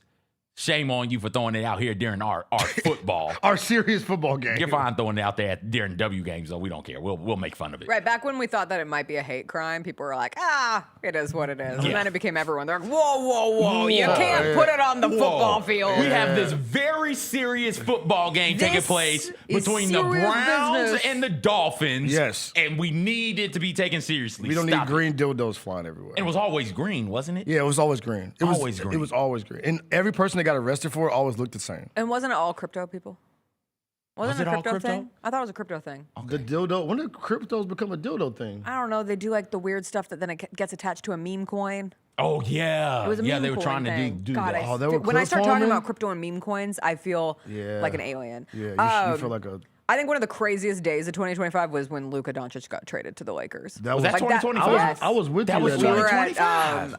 Where were we? We were at Bar Dog. We were outside after that that night. event. Yeah. We were at Bar outside. Dog. Yeah. And nobody believed it. Yeah. In the bottom of Bar Dog, everyone's like, "No, that's not real." Right? You're like, no, I'm this is pretty real sure life. Luka got traded to the Lakers, and then like the discourse that goes after that, and the fact that the Mavs then get the #1 pick and Cooper Flag and everything that gets attached to that. That Pacers-Knicks game 1 at Madison Square Garden, one of the Come on, all-time. Darnell. Darnell, come on, Darnell. What you doing? It's holiday. Everybody know you in here, What you? D-Nail. Hey, Darnell just came and got the champagne, chat. He said no more champagne for us. Oh, whatever. You act like you've never drank at work I'm before, telling Jacob. you, Get Hoda out of and here. Kathy Lee did it for years and years Man, what's and years. my man's name? Anderson Cooper and Andy Yeah, Cohen do it all every the New time. Year's Every Eve. At the single New Year's time. Eve special, they put the champagne on the New Year's table. Eve. We did it at the daggum watch party that one time. Also, now y'all Not want we. to take the We ship. did. The we out of that equation. We did. Devin and I. Devin, did not. Devin, you didn't drink there? What at the watch party at Southland? No, I did not drink at the watch party. Was it just me? It couldn't have been Yes. just me. Was it just me? Oh, well. That's fine. Pacers Knicks game one. Why can't we drink up the here? Tyrese Halliburton? The shot. Oh my the choke. Yeah, the choke is up there. And it's That was up, such it's good up stuff. there because that run, and we're going to forget about it because that's what we do when you don't win the championship. But that run the Pacers went on through the playoffs was littered with those types of moments. Not just in that Knicks series, but in every single series that they played in, they had some of the most incredible, improbable comebacks. Here it is, first round against Milwaukee. Tyrese Halliburton, one-on-one, goes by him, bucket, you get the win. Oh, then he was talking crap to his dad. It was Giannis. Oh, yeah, then his dad got banned from the game. And got banned after that. Yeah, that was like a big moment. It's the run they went on, and here he is, the next round against Cleveland. What game is this? This is game 2? This is game 2. They're up 1-0, and that shot goes in. Now they're up 2-0 in that series. And then don't forget, the Knicks ran this game. They were in full control of this game. The height of that bounce and then running down. We all thought the game was over. We all thought it was a 3. And then right here, right before the Achilles gave out on them, bucket, right? Like it's in game 1 of the NBA Finals. That run the Pacers went on, stuff of legend that we will forget about because they didn't win it. Yeah. Even though they took the Thunder to 7 games. That's probably why I forgot about it, is because Tyrese blew his Achilles out. In in that beginning of that game, it was like 6 minutes in. Yeah, and he was killing that was too. so depressing. He was killing. In that McConnell game. was out there balling out. We're gonna forget about McConnell out there fighting through everything. We're gonna forget about what's his name? McLaurin? Nimhart? We're gonna forget Nimhart about was him. hooping. No, what's the other one? What's the good defensive player name? And then the dude Aaron Naismith. Naismith. Naismith. And isn't there McLaurin? Am I making that up? I think you are. That's Is that was there- a Friday Night Lights character. I know who you're talking about. Mathurin. Ben Mathurin, Canadian. Yeah. Whatever. Of course. Mathurin. We're gonna forget about him. Tomato, Already tomato. done it. You already have his name wrong. Already done it. You But already like got that his name wrong. they were an example of what was a really, really good NBA playoff this year and a tremendous NBA Finals run for both of those teams, the Pacers and the Thunder. Are we considering like this year as being like the year of like kind of gambling scandals too? Like a lot of gambling scandals came to the forefront. Like we had the Chauncey situation. We had a couple ones in college football. Right. Like, I mean, it's nothing's gonna change, but like I think that's a part of it too. Yeah, scandal-wise too. The year of Pablo Torre finds out. The year of if you Pablo. find out Pablo Torre is investigating you, you should maybe like say a Shut the prayer hell up. and just Oh, yeah. shut up. Or tell him everything. Like, Or tell him everything. or don't even tell him, right? Don't the give him Kawhi the aspiration. The Bill Belichick, Jordan Hudson stuff. My man was in the wild. house. He was in the house. Wait, who was in the house? Pablo, in the first episode, maybe the second episode about Belichick and Jordan Hudson, went up. You remember maybe in 2024, but there's a ring cam video of Bill Belichick walking around in like loungewear outside of some rental property. Oh, yeah. And so Pablo found that house and walked around that house as he's telling the story about Bill Belichick and Jordan Hudson. That's some real like Bill Belichick 60 going minutes to Jordan type. Hudson's adult cheerleading competition. stuff. Yeah, that's weird. Then her cheering her Jordan put, like, Hudson and her internal fight with North Carolina. yeah, that's a lot. That was Remember the balloon arch? like we're going to No. a prom. It wasn't or a something. balloon arch, but it was like the balloon thing for the first day? Yeah, the first press conference. Yeah. Yeah, it was weird. It's like you're going to a prom or something. I think from a college football standpoint, like the biggest story hands down is Lane Kiffin leaving 1,000%. Ole Miss for LSU and the entire like drama leading up to him finally deciding to leave Ole Miss for LSU. That's still the biggest story, you think, in college football. Yeah, I what think would you so. say? I think Sharon Moore breaking into that white woman's house with a butter knife and threatening to kill himself is up there. Yeah, that's Like touche. that to me. To me, As a Michigan guy, well, even no, wasn't anyone. as anyone, like Lane Yeah, Kiffin that just is did a some thing. underhanded stuff, Yeah. right? And we know Lane Kiffin is capable of doing that. Here's a man who it runs the gambit of scandals. He's having an affair on his wife. Check. He's giving this grad assistant way more money. She went from what, like $43,000 one year to 90-something thousand? That did Or happen. maybe like $53,000 one year to 90-something $1,000. So he's using his power to get her more money. Check. That's scandalous. He gets fired, and then all the stories start coming out about how he was losing his mind in meetings and crying and throwing temper tantrums and things of that nature. And flying girls then- out. And then that comes after we find out, he's been arrested. Lane Kiffin did some underhanded stuff. Absolutely. Not going to disagree with you about that. Lane Kiffin didn't get arrested. Lane Kiffin got booed. Lane got told to F off. He didn't get arrested. Shamar Moore got detained and then arrested. And we're like, what in the hell did he do? Oh, nothing much. Just threatened to kill himself, broke into this woman's house, held a butter knife to his throat and said, come on, let's do a suicide pact together with a butter knife. And then we find out the man was out there offering tickets to Michigan games for foursomes, like anybody wants to do that after watching Michigan play football. Like, what are we talking That's about? a wild stimulus package, bro. That's a wild honey package of Michigan football. Point. However, I still think Lane Kiffin leaving Ole Miss for LSU is the biggest story in college football this year. Because Ole Miss is in the college football playoff. They are playing like tomorrow. Like they have multiple of LSU's coaches coaching at Ole Miss tomorrow in their game against Georgia, and then going to LSU. And Lane Kiffin might be there with the Louisiana governor at the game because the game is being played in New Orleans. That's nuts. Saw the story yesterday that Ole Miss is trying to guard against tampering because some of LSU coaches is on staff. Oh, gee, I wonder why. Yeah, come on, bro. But that man left a team that was in line to potentially win a national championship and said it's not enough. It represents the landscape of college sports and specifically college football at its best. Here you are at an SEC school in the college football playoff, shot at a title, and it's still not enough. You need more money, more resources, more prestige, so you go to LSU. And it's a better job. That's what I mean. Like, all of those things make it a better job. That's the reminder is we talk so often about the have and have-nots, and we talked about this in depth when it happened. The have and the have-nots, like it's a group of five or a group of versus a power type of situation. And like there are have-nots in the power ranks. What the SEC and what the Big Ten have in comparison to what the Big 12 and the ACC have, it's completely different. And then you start looking at the inner workings of the Big Ten and of the SEC, and you realize, okay, Purdue is in the Big Ten, but Purdue ain't Michigan. Purdue ain't Ohio State. Northwestern ain't Penn State.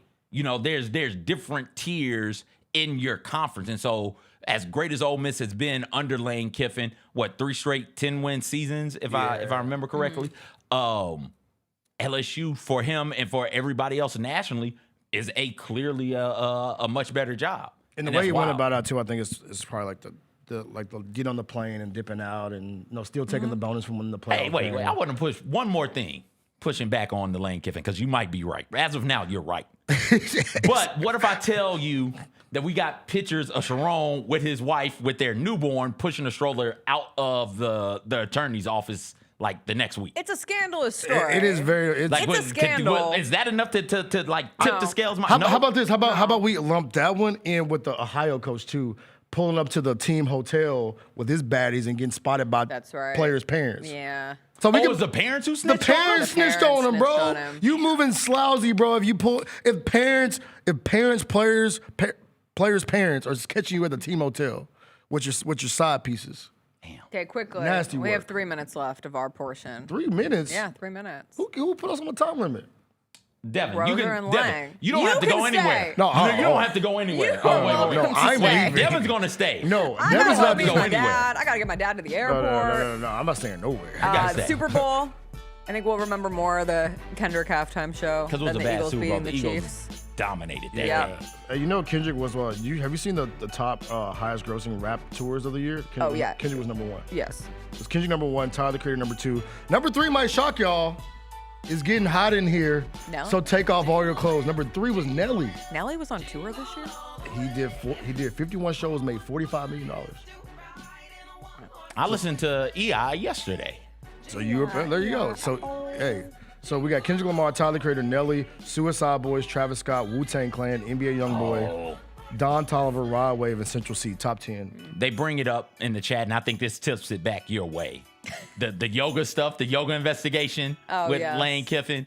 Not investigation, just the stories. He just goes to his different yoga studios. Yeah, and then he randomly posts some women's legs like in yoga pants on Manhattan Beach on Christmas Eve or Christmas. And then he posted some quote on his story like we used to do we were 12 years old. No, never did that. Okay, I know He's 50.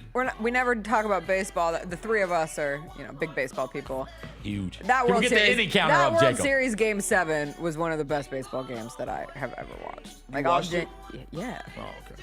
once we get to the playoffs, like, I'll watch a game. And if, like the Mariners-Tigers 15-inning game, that felt like I was the biggest Mariners fan in the world. Like the tension that comes with playoff baseball is Shout out to so the jumper. unique. The Asia Wilson turning the Aces around was big this year. And the fact that we got more like WNBA, NBA couples in 2025 that we did. I remember, from what I remember.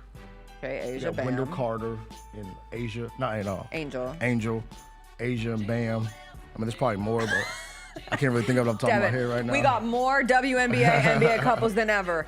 Names 2. Yeah, that's That's all right. it. That's how it That's happens. all we By the way, got. I just got a text trying to hit the Peabody tonight. Oh, hell no. Get off the air. All right. Our time has come to an end. I hope everybody has a really wonderful new year. Be safe. It smells like booze and debauchery in here. Don't get us in trouble, Rosa. Oh, hey, wait. Thanks to John for the socks. Got the socks, John. I appreciate you, baby. They Ninja Turtle socks. Roser and I Lang love are 'em. up next. Truly, though, everybody, thank you for joining us on this Grind City Media Holiday Special. We will be back with normal, regular shows next week. I'll see y'all never. Happy They're New going Year. to take over. Happy New Year, everybody. Bye. Jingle all the way. Oh, what fun it is to ride in a one.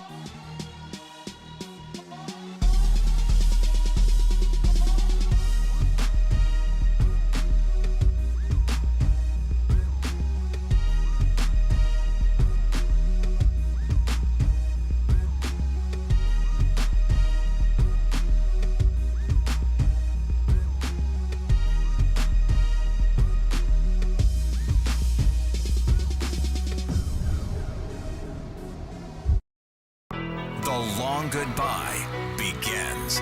A very special evening with Journey. Final Frontier Tour.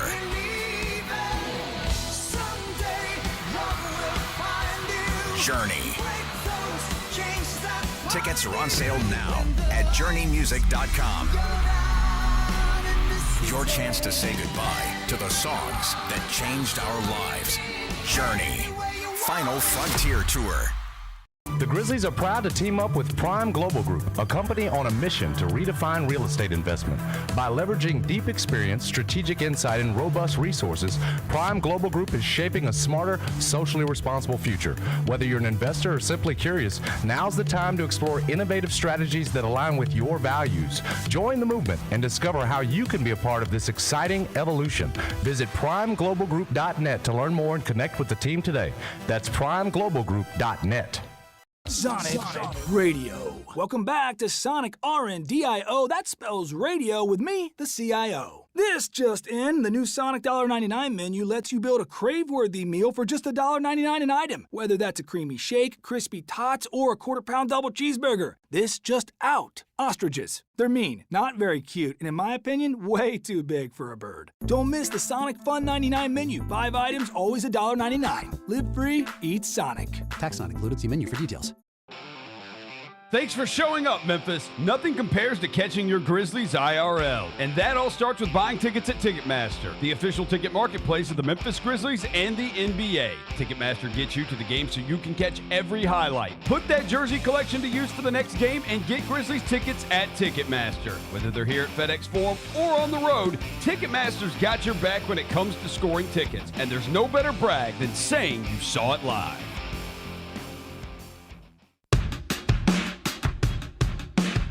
So ready for the new year, I'm over this one. It's history. Got my friends by my side, that's all I need. So here we go. Here's to the nights that we won't remember. Let go of the past like it's whatever. So happy that Oh, we we're back. made it Hey, this what's up, far. live? What's up? We're on the, what's this called? The Grind City Media Mega Show Holiday Special. Holiday Special. Holiday Spectacular. We're It's back. the holiday special. It's special, I'll tell you that. It's like the Catalina wine mixer. It's the GCM holiday special and the Catalina wine mixer. Catalina wine mixer. Who knows? It's the New Year's. It's about booze and sex. That's like the 4th time you've mentioned booze and sex. in the I last know. 5 I'm a little uncomfortable about it. New Year's Eve. Might be a little horny. Well, they did bring in the 2 guys who don't drink booze to finish the show off. I think that was the plan. C4. I got coffee. We got coffee and C4. That'll Drink get us of through the next hour and a half. I'm Lane Whitaker. He's John Rosa. We're going to get go. you through this. Get you ready for tonight's New Year. What are you doing for New Year's tonight, Johnny? I'm going to dinner. Big dinner? You gonna be awake at midnight? No. I hope I'm asleep immediately after the Miami-Ohio State game. That is the hope, that I go to sleep after that. But I may not. One of the dogs that we have, one of our 2 dogs, not a fan of the fireworks. Yeah. So there's a good chance that but we get these little, they're called like Heavenly Hounds, these little squares. You get them at Hollywood Feed. Shout out Hollywood Feed. #ad here. Yeah. They serve them they have them at the front, but they're like buy one, get one free. At least they were the other day. And they're basically like just calming squares. Okay. There's like these pumpkin Is there flavored weed like in calming them? squares. How do they keep? There's no weed in them. I wish that'd be cool because then I might eat it. But there's no weed in it, but it does calm them down. And so we'll give her one of those tonight. So hopefully it'll relax her when the fireworks start going off. I got to watch the Stranger Things finale tonight. Oh, okay. It's on tonight. I think it starts at 5 o'clock. It's All right. available or whatever. It's in theaters too. Oh, really? Okay. Yeah, it's in theaters too. So, Steven, who does our social, said he was going to try and go see it in the theater. GCM Steven. Yeah. GCM Steven. I'm going to try and watch it on the Netflix tonight. Okay. And then we got the game tonight. Yeah, Got some, my dinner reservations are at 6. Yeah. It's the only time we could get in. They had 9 o'clock, and we were like, I don't want to do 9, too late. Yeah. And they said, we can put you on our waiting list if anything comes open. Called us like Monday afternoon, Monday night, and said, we've had something come open, but it's 6 o'clock. And we were like, perfect, we'll take it. Game's at 6:30. So by the time we're done, I'll miss a little bit of Yeah, it, you'll be but not much of it. Yeah. Yeah. Somebody told me in the chat the Stranger Things drops at 7. So Okay. if I watch that 7 to like 8:30, then I can flip over and watch second half of the game. See if Carson Beck hasn't blown it yet. He will, don't worry. Yeah, okay. I can't stay up too late because I gotta wake up early tomorrow and drive to New Orleans. So I'm going to the Sugar Bowl. So this is cool. One of our sponsor on 10 Things, Mainland Pools. Devin was wearing the hoodie today. Hunter and Taylor Bobo went to their suite last night, and one of their employees. I'm a bad man. You did not tell me your name, so I'm sorry. I can't remember. He's an Ole Miss guy, so he's congratulating me on my engagement to an Ole Miss you said girl. their last name's Bobo? Yeah. Are they related to Mike Bobo? No. The Georgia offensive coordinator? But I don't think they might be. But that's not a common last but name. one of their sorry, you did not tell me your name. I'm sorry, but he's an Ole Miss guy. Congratulating me on my engagement to my fiance, who's an Ole Miss girl. He said he is going down there too. Yeah. I think there'll be a lot of people. I've seen like tonight's Ohio State Indiana game, and like tickets were pretty cheap. This is by far the most expensive is the Sugar Bowl. Yeah, because it's so close to these two schools. It's close.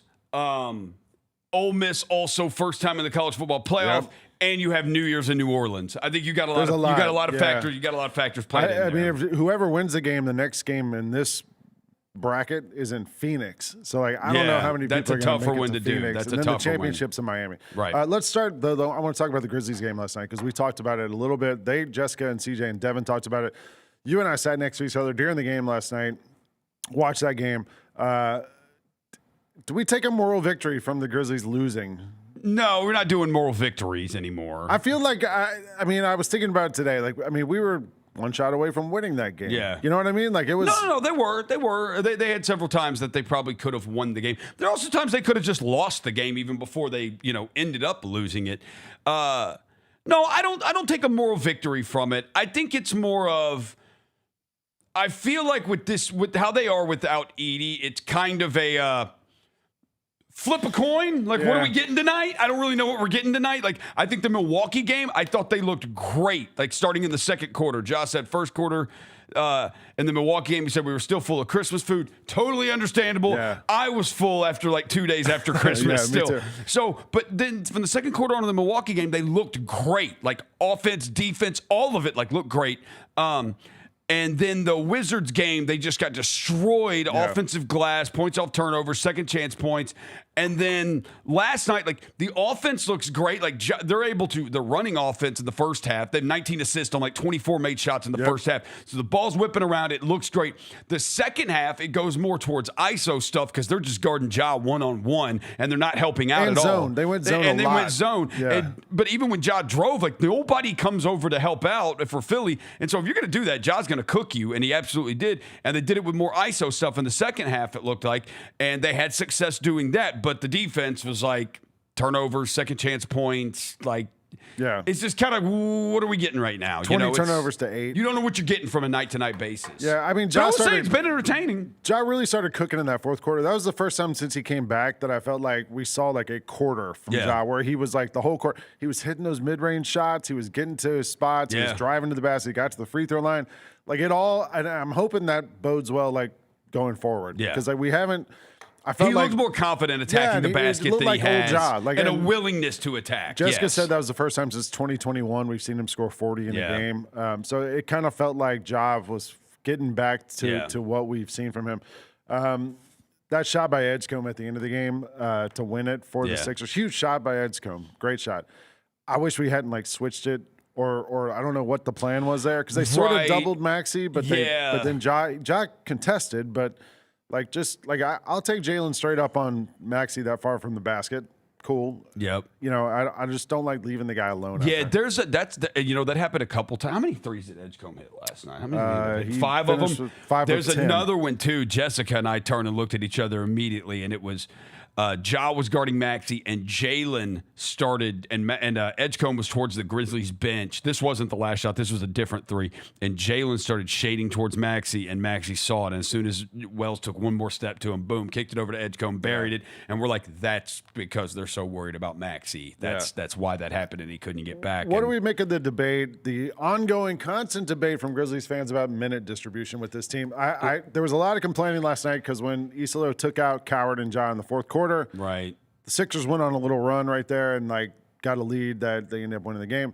I looked this morning because I was thinking about it. Coward and Ja played the most minutes of anybody on the Grizzlies in that fourth quarter. Yeah. The only thing they could have done more, they played 10 minutes apiece in that fourth quarter. The Sixers, though, like look how many minutes these guys played. Tyrese Maxey played 43 minutes. VJ Escombe played 40 minutes. Paul George played 39 minutes. Joel Embiid played 38 minutes. All those guys played more minutes than anybody on the Grizzlies. Even Quentin Grimes played more minutes than anyone on the Grizzlies last night. And Coach Isolo said on the postgame last night, you know, you have to think short-term versus long-term. I said this when I called in on your double post show last night, Roser. Yeah. Like, there's no long term unless you win in the short term. Right. You have to. Yeah. You can't get to the long term unless you can get through the short term. You can't get to the long term unless you get through the short term. To Embiid played 38 minutes last night. The most he has played all year is 32. He played 32 minutes in 2 other games this year. That was by far 6 more minutes than he had played in any other game last year. So Embiid played a ton too. No, you can't get to the long term if you don't win in the short term either. And they end December 6-6 in the month of December. Should have been better. Yeah, I don't. Should have I been mean, like look, I get 9 it. and 3. If you want, I mean, I don't know. Those guys played a ton of minutes in the fourth quarter. They did. I guess maybe it's the fact of when you did it. What if they would have started the fourth? Not there. Well, here's the thing. I think Ja and Coward both played 5 minutes in the third quarter. Right. You know who played 12 minutes in the third quarter? VJ Edgecombe. Right. Tyrese Maxey. Those guys played a ton of minutes. And I think that third quarter, maybe that's where you can look to like cheat a couple more minutes and get more time out of your guys by playing them a little more in the third quarter, second quarter, that kind of thing. I mean, you know, Jaren comes out of the game 3 minutes into every game, the way that they're running this rotation, or 4 minutes into the game. They started Coloco last night. You know, like you need points. You need buckets out there. This is what I wonder. So John said play 10:08 in the fourth quarter. Yeah. Would we view this different as, oh my gosh, you didn't play your guys. You didn't play your guys. They played 10 minutes and 8 seconds of the 12 minutes in the fourth quarter. If they didn't, if that 1 minute and 52 seconds, if that would have been sat at the beginning of the fourth quarter, rather than the middle of the fourth quarter, would it have been as noticeable? Well, those guys both, well, maybe not. I was going to say, did they both finish the third quarter on the court? I don't know if they, I don't think so, because they only played 5 minutes in the third quarter. Well, so Ja would have started the third, and they would have started. I think they started the second half, came out. They would have started. Come back in to start the fourth quarter. So, maybe you cheat a couple of minutes at the end of the third and get them out there. You know, you play 2 minutes at the end of the third, 5 minutes to start the fourth, then get a break, then come back in to close it out. Yeah. Either way, I mean, it's hard. It's really hard to part debate of me is this stuff with everybody hurt still too. Yeah, and it is exhausting because it seems to be like, dude, he's going to do this. So like, it has been a get on board with it or don't. But like he's gonna do it. So he clearly has a belief in it. So it didn't work out for him last night. No KCP last night. Good to see him working out. He worked out before the game, a full workout. Yeah. I thought he might actually play because he came out there. He was playing 2-on-2 and had his full thing on. So leads you to believe he won't be out long. That's good. Yeah. I don't know. Jitty's on the way back. Like it's still weird because we haven't seen at all Scottie Pippen in this offense. No, we haven't seen Ty Jerome really in this offense. And all the other injuries this team has had, we've barely seen Zach Edey in this offense. Like what we were watching last night. You got to remind yourself, that's still not the Grizzlies' real team. No, right? It's not. It's not. Because I think you see, I don't really think there is, without Zach Edey, there's not really an identity to this team. Right. Don't really know what they are. With Edey, it felt like, okay, we kind of have an identity here of what we are. We were really good defensively. Yeah. Like they were really good defensively. They had moved up into the top 5 in defense during and the Edey time that makes they had Jaren Edey. better. They moved into they were like the number 2 rebounding team in the league or whatever it was when Edey was out there. So it felt like there was a real identity when Edey was out there, and I think it's why we think he is the most important player to the team because they actually they resembled something like. Yeah. Cohesive when he was out there. And when they haven't had him, it is, like I said, it is kind of like a flip of the coin. Like, what is the identity of this team? But I said it last night, I believe it. I think if they are fully healthy, I think they're 100% a top 5, top 6 team in the West. Yeah. I think they absolutely are if they're fully healthy. They just got to get healthy and they got to win enough games. You got to try to stack some wins. I mean, it's unfortunate. We thought December was going to be the month where they could really gain some ground because the schedule lightened up. You went 6-6, and you really look at the 3 games: Utah at home, Washington on the road. If you flip those, you're 9-3 in the month. Yeah, you flip those 3 games, all 3 winnable games. You're 9-3 in the month. Specifically,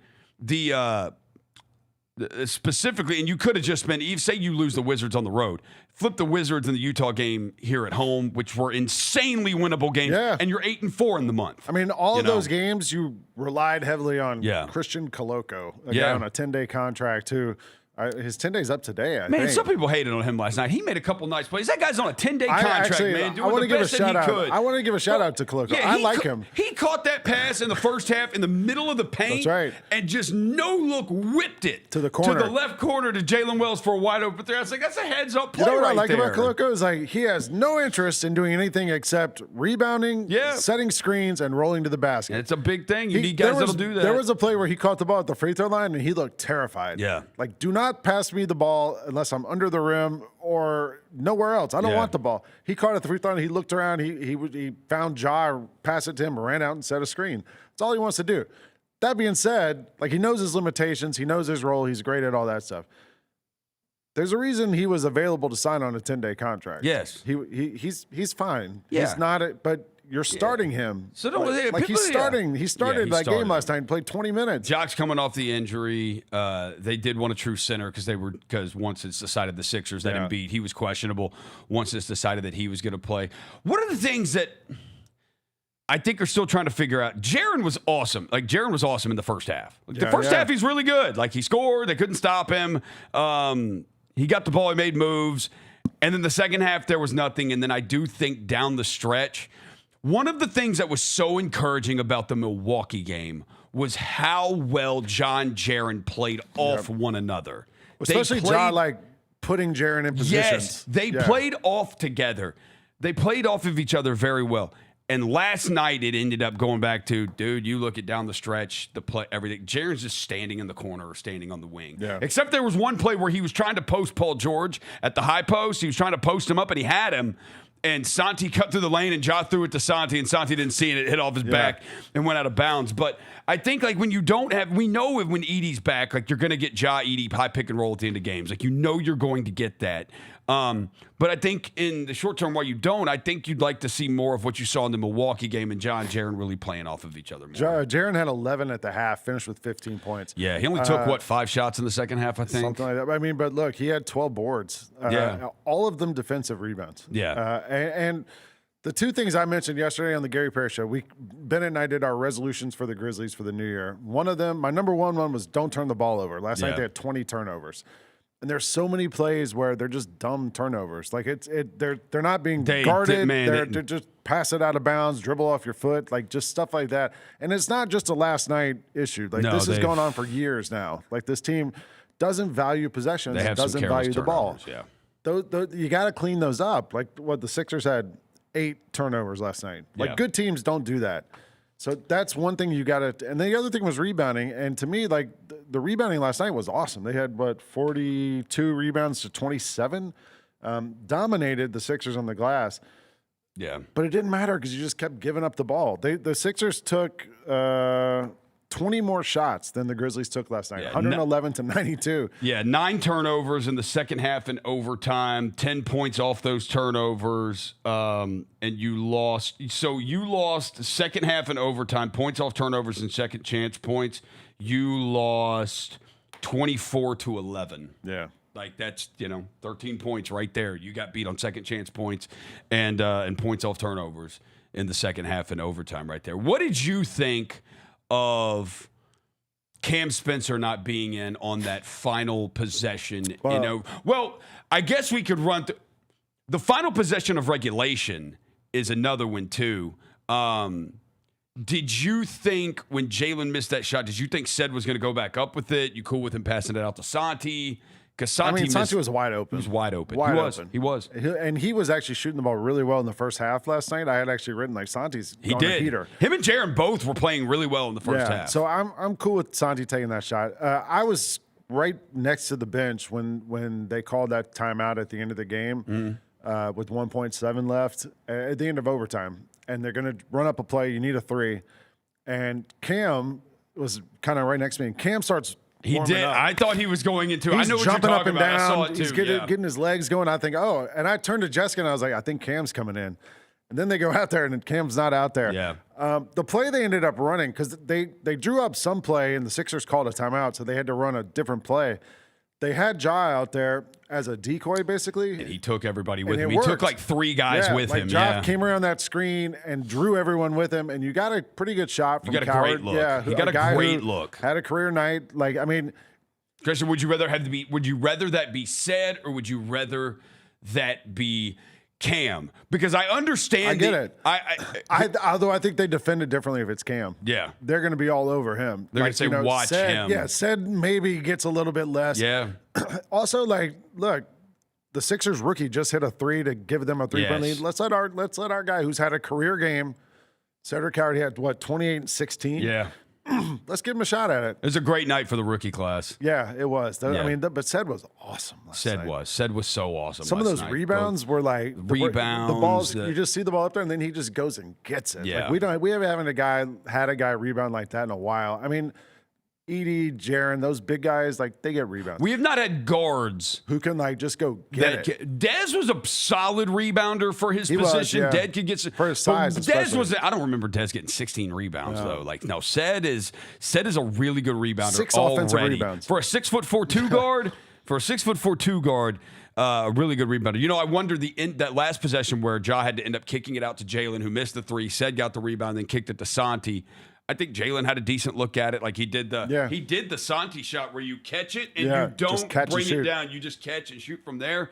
But that was the only time that I remember at least Philly just sending the second guy at Ja and just trapping him and saying, "You're not getting this mid-range shot off. You're not going to get this. You're not going to get this float off." And then the final possession of the overtime period. Yeah, I'm with you because I'm like, if you were going to bring in Cam and use him as a decoy too, then I don't really think there was a need for that because you got a good look anyway without him out there. And I don't think Cam's going to be as good of a decoy on that play as Ja ended up being because Ja came around that pick 1,000 miles an hour. 1,000 miles an hour. I do and got think. downhill. I do, and I get the other side of it for people saying Cam absolutely should be out there from the standpoint of he literally is the best by percentage, the best 3-point shooter in the league. In the And you were world. down 3 and you needed a 3. You absolutely have him on the court. It doesn't matter how long he's been out. And I totally understand that. Somebody in the chat pointed out a lineup with Edie, Sed, and Jitty would get every rebound available. Because Jitty's an incredible rebounder. Jitty's a really good size. rebounder for his size, too. Yeah. And that's another guy who was out last night. Jitty was out, too. I don't know. So, yeah, we hope the Grizzlies would have a better month of December than they had. Injuries are part of that, sure. Yeah. But you got to win those Washington games. You got to be. You got to win the Washington games. You got to win the Utah games. That's what kind of makes that sting. Another thing, the Grizzlies they got down 7 late in the fourth, and then they brought the guys, John said, back, and they were able to battle back. And when they got into overtime, there are 2 straight possessions there that, like Philly went right at Jaren and they got him both times. Like Paul George muscled Jaren down under the goal and bullied him and got that lay-in. And then the other one, I think, was the play right before that. Embiid got the ball at the free throw line and just sized him up and didn't foul bait. He sized him up and he just hit that free throw line jumper right over him. For all, like Embiid, it hurts me watching him move around. But, dude, that guy's touch with his shot he doesn't jump. It's not even a jump shot. It's a set shot. It's a set shot, but the touch on it is, he is still, let's say Embiid, man, he's washed. Like, dude, Joel Embiid had 34 points, 10 rebounds, and 8 assists. There are not a lot of guys that can get you 34, 10, and 8 in the NBA and wins. The dichotomy of this is that, yes, there might not be a bigger foul baiter in the league than Embiid. He's a great free throw shooter, too. He's a great free throw shooter. He had Christian Koloko in hell. Yeah. Every time he caught the ball one-on-one, pump fake, Koloko would jump, and he would. One time he did it and got the foul, and Koloko actually went like this. He was like Koloko, no! He might as well have been playing with a cookie jar on his hand. That was often as he was getting caught with it. But Embiid finished with 34 points, 10 boards, 8 assists. Like, he was awesome for that team last night. Even though he fell down. He falls down. It makes me uncomfortable, too, when he falls down. He's only 1 of 6 from 3. He's 11 of 28, so it's not like crazy efficient or anything. Yeah. But, dude, he is just big. Like, just how big he is a problem. Like, he could just move you. Like, he got like 4 offensive rebounds on 1 possession because, like, he's just there, and everybody's trying to get rebounds over him, but he's just an arm out, and he's just tipping the ball. He's so damn I don't know big. if he sprinted once the whole night. No. It's sort of like Jokic in that way. Like, Jokic is not crazy athletic. Yeah. But he gives you points, rebounds, assists, does all that stuff. Played 38 minutes. And Ja was feasting on the Embiid thing. He's like, dude, because Embiid is like, there's drop coverage, and then there's Joel Embiid, and then there's Embiid, which is just like fall into like the 7th circle of whatever, like of coverage. Like, that's Joel Embiid, and Josh like, I'm just gonna take these floaters all night. But we mentioned Cedric Howard, what a great night for rookies. But Edgecombe he's great. And you saw him and Ja, they dapped each other. I think T and Edgecombe were sharing probably friendly trash talk on the sidelines. And Ja and Edgecombe dapped each other up after the game. There is like I said, I've said it, you've heard me say it a million times now. There's athleticism, and then there's whatever the hell VJ Edgecombe is. Because that's a different level. That is the Derrick Rose, Russell Westbrook, the Ja Morant of just like, holy crap, what was that? There was a kid courtside in an Edgecombe jersey. Did you see that kid? And like after the game, VJ Edgecombe called him over and like signed his jersey. That's awesome. And like took some pictures with him. I think I know who that is. I think I may know who those people are. Well, one other player I just wanted to note, and he's had a couple of good games, Gigi Jackson, since coming back up from the hustle. Last night he played 23 minutes, and he had a minus 18 while he was on the court. But I saw something in the fourth quarter that just tucked it away. Like, they put him on Tyrese Maxey. And Tyrese Maxey could not shake free. And Gigi was guarding him. There was one play where Tyrese Maxey crossed half court and just barely stood in the corner. And Gigi was face guarding him the way Jalen used to do last year on some of those guys. I don't know if that's something we'll see more of down the road. You know what? Coach Isolo had said that he's going to be pretty tough on Gigi. He believes in Gigi's talent, and clearly Gigi is making the most out of getting back in the rotation. Obviously, like you said, the plus minus. He's been good, though. Not great last night. But I think doing that, what you said right there, putting him on Maxey, is a way of kind of simplifying things for him. Because I know there have been times we've seen it where Gigi's gotten in his head because it's like, what do you want me to do? I need to do this, I need to do this. And then he just gets into his head, and then it all just kind of falls apart and shuts down. That's a way of because they've wanted Gigi to get better on the defensive end. And that this is a way of kind of simplifying things for him. It's like in football when they literally would just they would tell Deion Sanders, you guard that guy. Cat coverage. Yeah, Houston, that would call it cat coverage. So you just guard that guy. I don't care about what anybody else is doing. You just go find that guy. And that's what they did with Gigi. And Gigi is tall enough, long enough, strong enough that you can put him on some smaller athletic guards and he can make it difficult for I also him. like I wonder if they probably will do that. The Milwaukee game was one of Gigi's first games back, and he was really good in that game. But you talk about being in your head. Like, Gigi was out there at the end of the third quarter, start of the fourth. He looked really good. And Isolo ran some subs in the game, and Gigi immediately turned and ran to the bench. And they were like, no, you're staying in. But I think he's just so used to now at this point, like, he's a little gun-shy about it. He's like, all right, maybe it's time for me to come out. Right. Like, he doesn't quite have that confidence I think he had as a rookie when he was taking every shot and, putting up numbers. And now you got to build that back up. But I think we've seen some really good signs from Gigi the last couple of weeks. No, absolutely. And look, there will be setbacks and things. But I think what Gigi has shown, whether it was being out of the rotation and then he went down with the hustle and he played really well with the hustle and blended in and fit in with everything. And now he's come back up and he's in the rotation. The one thing we say, the work has not stopped. Yeah. Gigi's gotten down on himself, but he has stuck with the work. And, it's paid dividends here since he's gotten the call up. You think Koloko sticks around? His 10 days up today, I think. I don't think so. Yeah. Yeah. There's not really a roster spot. Yeah. Unless you'd move somebody. Right. And, So, I don't think so. I think they probably will move Jock back in the starting lineup. When's Edie? Or they're going to do the starting lineup depending on. So Jessica, it was a month, right? Reevaluated in a month. I think Jessica and I were talking last night, and I think last night it was around we were around 2.5 weeks. So about another week and a half before we get an update on that.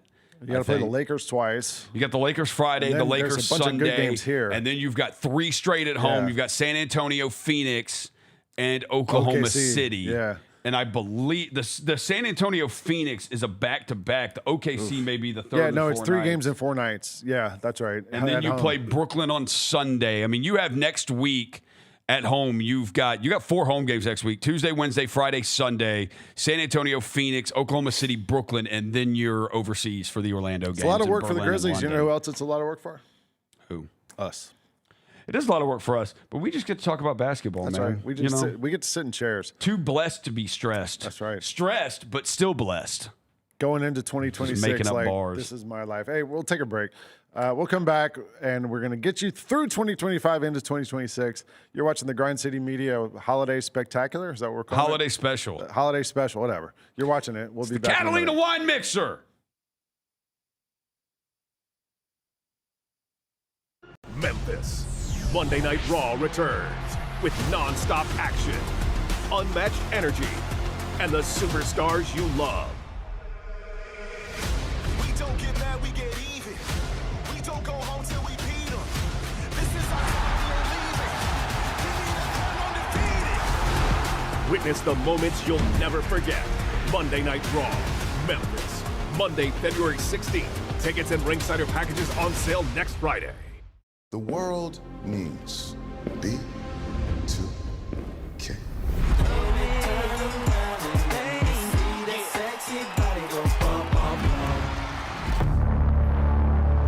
B2K's breakup was a huge shock to their fans.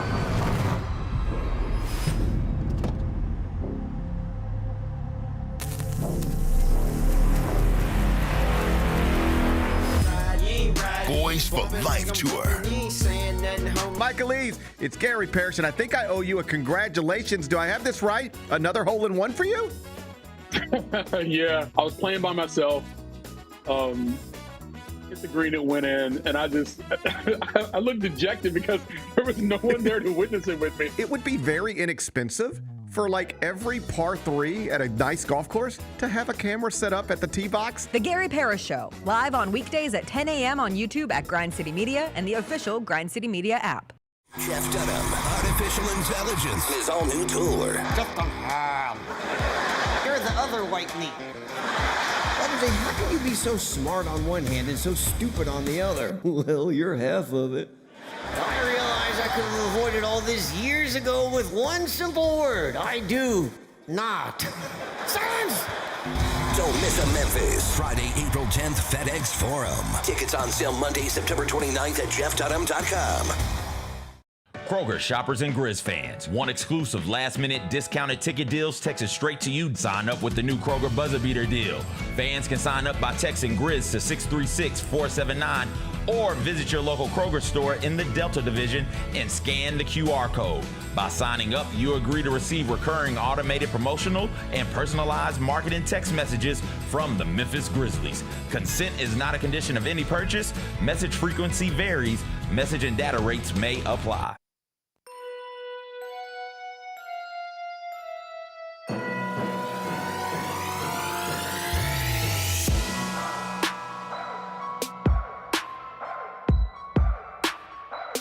Media Holiday Spectacular. The holiday special. It's spectacular. It's the GCM Holiday Special. It's spectacular, bro. Stop hating on it. There's some breaking news, John Rosa, here that I just saw this morning. It's a great headline. JJ Redick says officiating affected the Lakers in the loss to the Pistons. JJ Redick and Luka Doncic were really upset with the officiating last night. Luka Doncic was upset with officiating. Yes. No way. Yeah, both of them were. Luka Doncic said, "We've got to match their physicality. The refs let it go, so we should play with physicality." Yep. Do you know what? So what he players said lead that- the NBA in free throw attempts?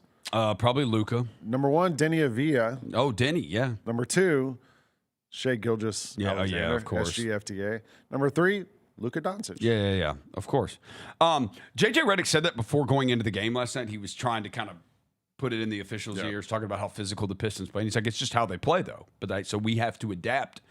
We have to adapt to that. And he's clearly saying we did not adapt to that. Did you see JJ Redick made his kids write essays on why they deserve Christmas presents? Oh, that's awesome. Though. Yeah. He made his kids write essays. It's like a Santa letter, but on steroids. Why they deserve Christmas presents.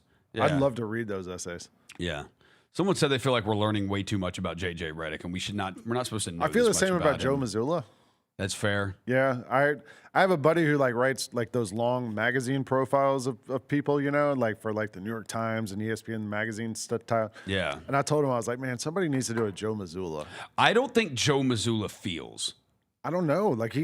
I don't think he feels. He seems so strange. Do you think he really watches The Town every day? He said that he watches that movie. Yeah, The Town every day. that doesn't surprise me. I don't know. I mean, every day is a stretch, but does he have because it's 2 hours? it's a long movie. Yeah, It's like a I don't think 2.5 he hour has movie. 2 hours a day to watch. Great movie. It's a great movie. It's a great movie. And so I don't think he has that much. I don't think he has totally enough time to do that. But I don't think he feels like. I feel like for instance, I feel like if he was at an ATM getting money out and somebody came up with a gun to rob him, yeah, I think he would be like. He talked about this.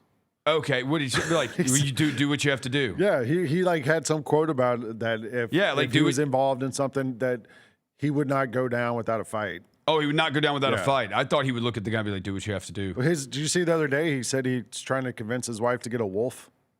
A wolf? Yeah. No. He said, if you're familiar with, we obviously have a dog. I'm trying to convince my wife to get a wolf that just kind of roams the area of our house as an extra layer of protection. Huh. He said he also said he doesn't use revolving doors because if one of them gets stuck, you're just a sitting duck. It's like the hotels? Yeah, I guess anyway. Yeah, a lot of these, they stay at fancy enough hotels that have the revolving doors. Mazzulla said that the wolf thing, the dog trainer said another guy had a wolf and it turned on him in the middle of the night. Yeah, no, that's cool. I'm cool on that. I don't need to own a wolf. Just get a husky. Yeah, I don't. We took our dog to the training place where the guy it's outside town where they use wolf terminology and stuff and because they're apparently I don't know part of the same family or something, and my dog's really well trained. Yeah, it worked out pretty well. But yeah, Joe Mazzulla seems like a maniac, and I don't know if that's probably who I love Joe Mazzulla. I'd most want to read a deep dive on him. Yes. I don't want to read about Bill Belichick. No. I don't want to read about. I want to read about Joe Mazzulla. Kurt Signetti would probably be a good one. Signetti could be interesting. Yeah. Who else would we want to read? Who do you want to learn more about in 2026? Oh. I don't want to read about Kyle Shanahan.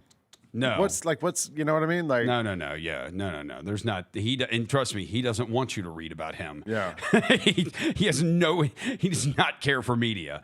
I would say he hates media, but he just He's not Sean McVay with the media. Like, McVay is very... McVay likes it. Yeah, McVay likes it. McVay's going to be great on television whenever he decides to stop coaching. Like, Kyle Shanahan is going to be, leave me alone, go away, F off everybody when I'm done coaching. Who would I want to learn It's got to be like about? a weirdo. Like, you want to learn about the weird guys, you know, like the funky guys. Kendrick Lamar? You know who would be, I think Kendrick Lamar is a weird dude. You know Like, who'd I be think he's he weird, might and I be- think he's very smart. He's clearly very calculated. I would love to learn more about Kendrick Lamar. You know who would be a great because he deep doesn't dive talk. profile that I've never read a deep dive profile on this guy? Dylan Brooks. Like, we know him from being here. Yeah. But, like, we don't know what makes him Take tick. the mask off of what we see on the court. Because a lot of that stuff. Everybody with I know LeBron, that knows Dylan off the court says he's the kindest, He's sweetest person off the court. Like, he really is. Like, he's like gentle, very kind. We had to film very a video sweet, one time. Me and Dylan had to film a video for one of the sponsors a couple of years ago. And we were sitting in the back of a pickup truck filming this video. And it was about cars. And I asked him, I was like, what do you listen to when you drive around? And he named some Drake song. Yeah. And I was like, could you sing it for me? And he just started singing it. Just Yeah, busted yeah. out singing. Happy little guy. Yeah. Do you realize these guys, there's normal people. There was one game where regular guys. when he was here and he had like one of his best games and they brought him into the interview room and I was sitting in the back of the room on the table that was in the back of the room. And Dylan just came over and like hopped up next to me and gave me a pound, like it was you know, like not like. And he had on like a crazy fur coat and the sunglasses and all that. But like, I feel like a lot of that is just like. I remember when y'all did that. The car thing. Yeah. What was that for? I don't know. Was it something for like Ford? It might have been. Yeah. Yeah, because Ford. Yeah. Do they still sponsor the? I think there's facility. Is there still a truck in Is there? it the practice Yes. facility? Yeah. Yeah. We better get off that topic. Yeah. Yeah, I think a Dylan story would be really interesting. I don't know. There seems like football. We don't get as many of those stories anymore. Like, you know, there used to be like all these places and you could read deep dives. Like I worked at Slam. You'd spend time with these athletes and write stories about them. And we don't get that much anymore because they all have their own podcasts now. Yeah, they all have their own podcasts. They want to control the narrative. But look at like Jeff Teague. Like Jeff Teague's podcast is fantastic. Legit hilarious. I was around Jeff Teague a lot. Yeah. Like, and no idea. You never saw that personality from him? People who work for the Hawks have no idea that was what Jeff Teague was like. Right. Like, so, you know, maybe those type of guys, you would never, the media couldn't get that out of them. They have to, that like, guy who the release it other themselves. one of the other that Behan guy on their podcast. Yeah. Dude, he is 520, so Club 520. dude, he is so damn funny. Yeah. So funny. Yeah, no, it's a lot of they want to control their narrative, which I get because I mean, media will take what you say and they will form their own narrative and shape what you want. I mean, that happens, you know, not all the time, but it does happen. So Don't throw the media under the bus. Right? Well, sometimes we got to throw the media under the bus. We're part of the media. We can be full of crap. It's true. Speaking of full of crap, let's talk about the NFL playoffs. Why is that full of crap?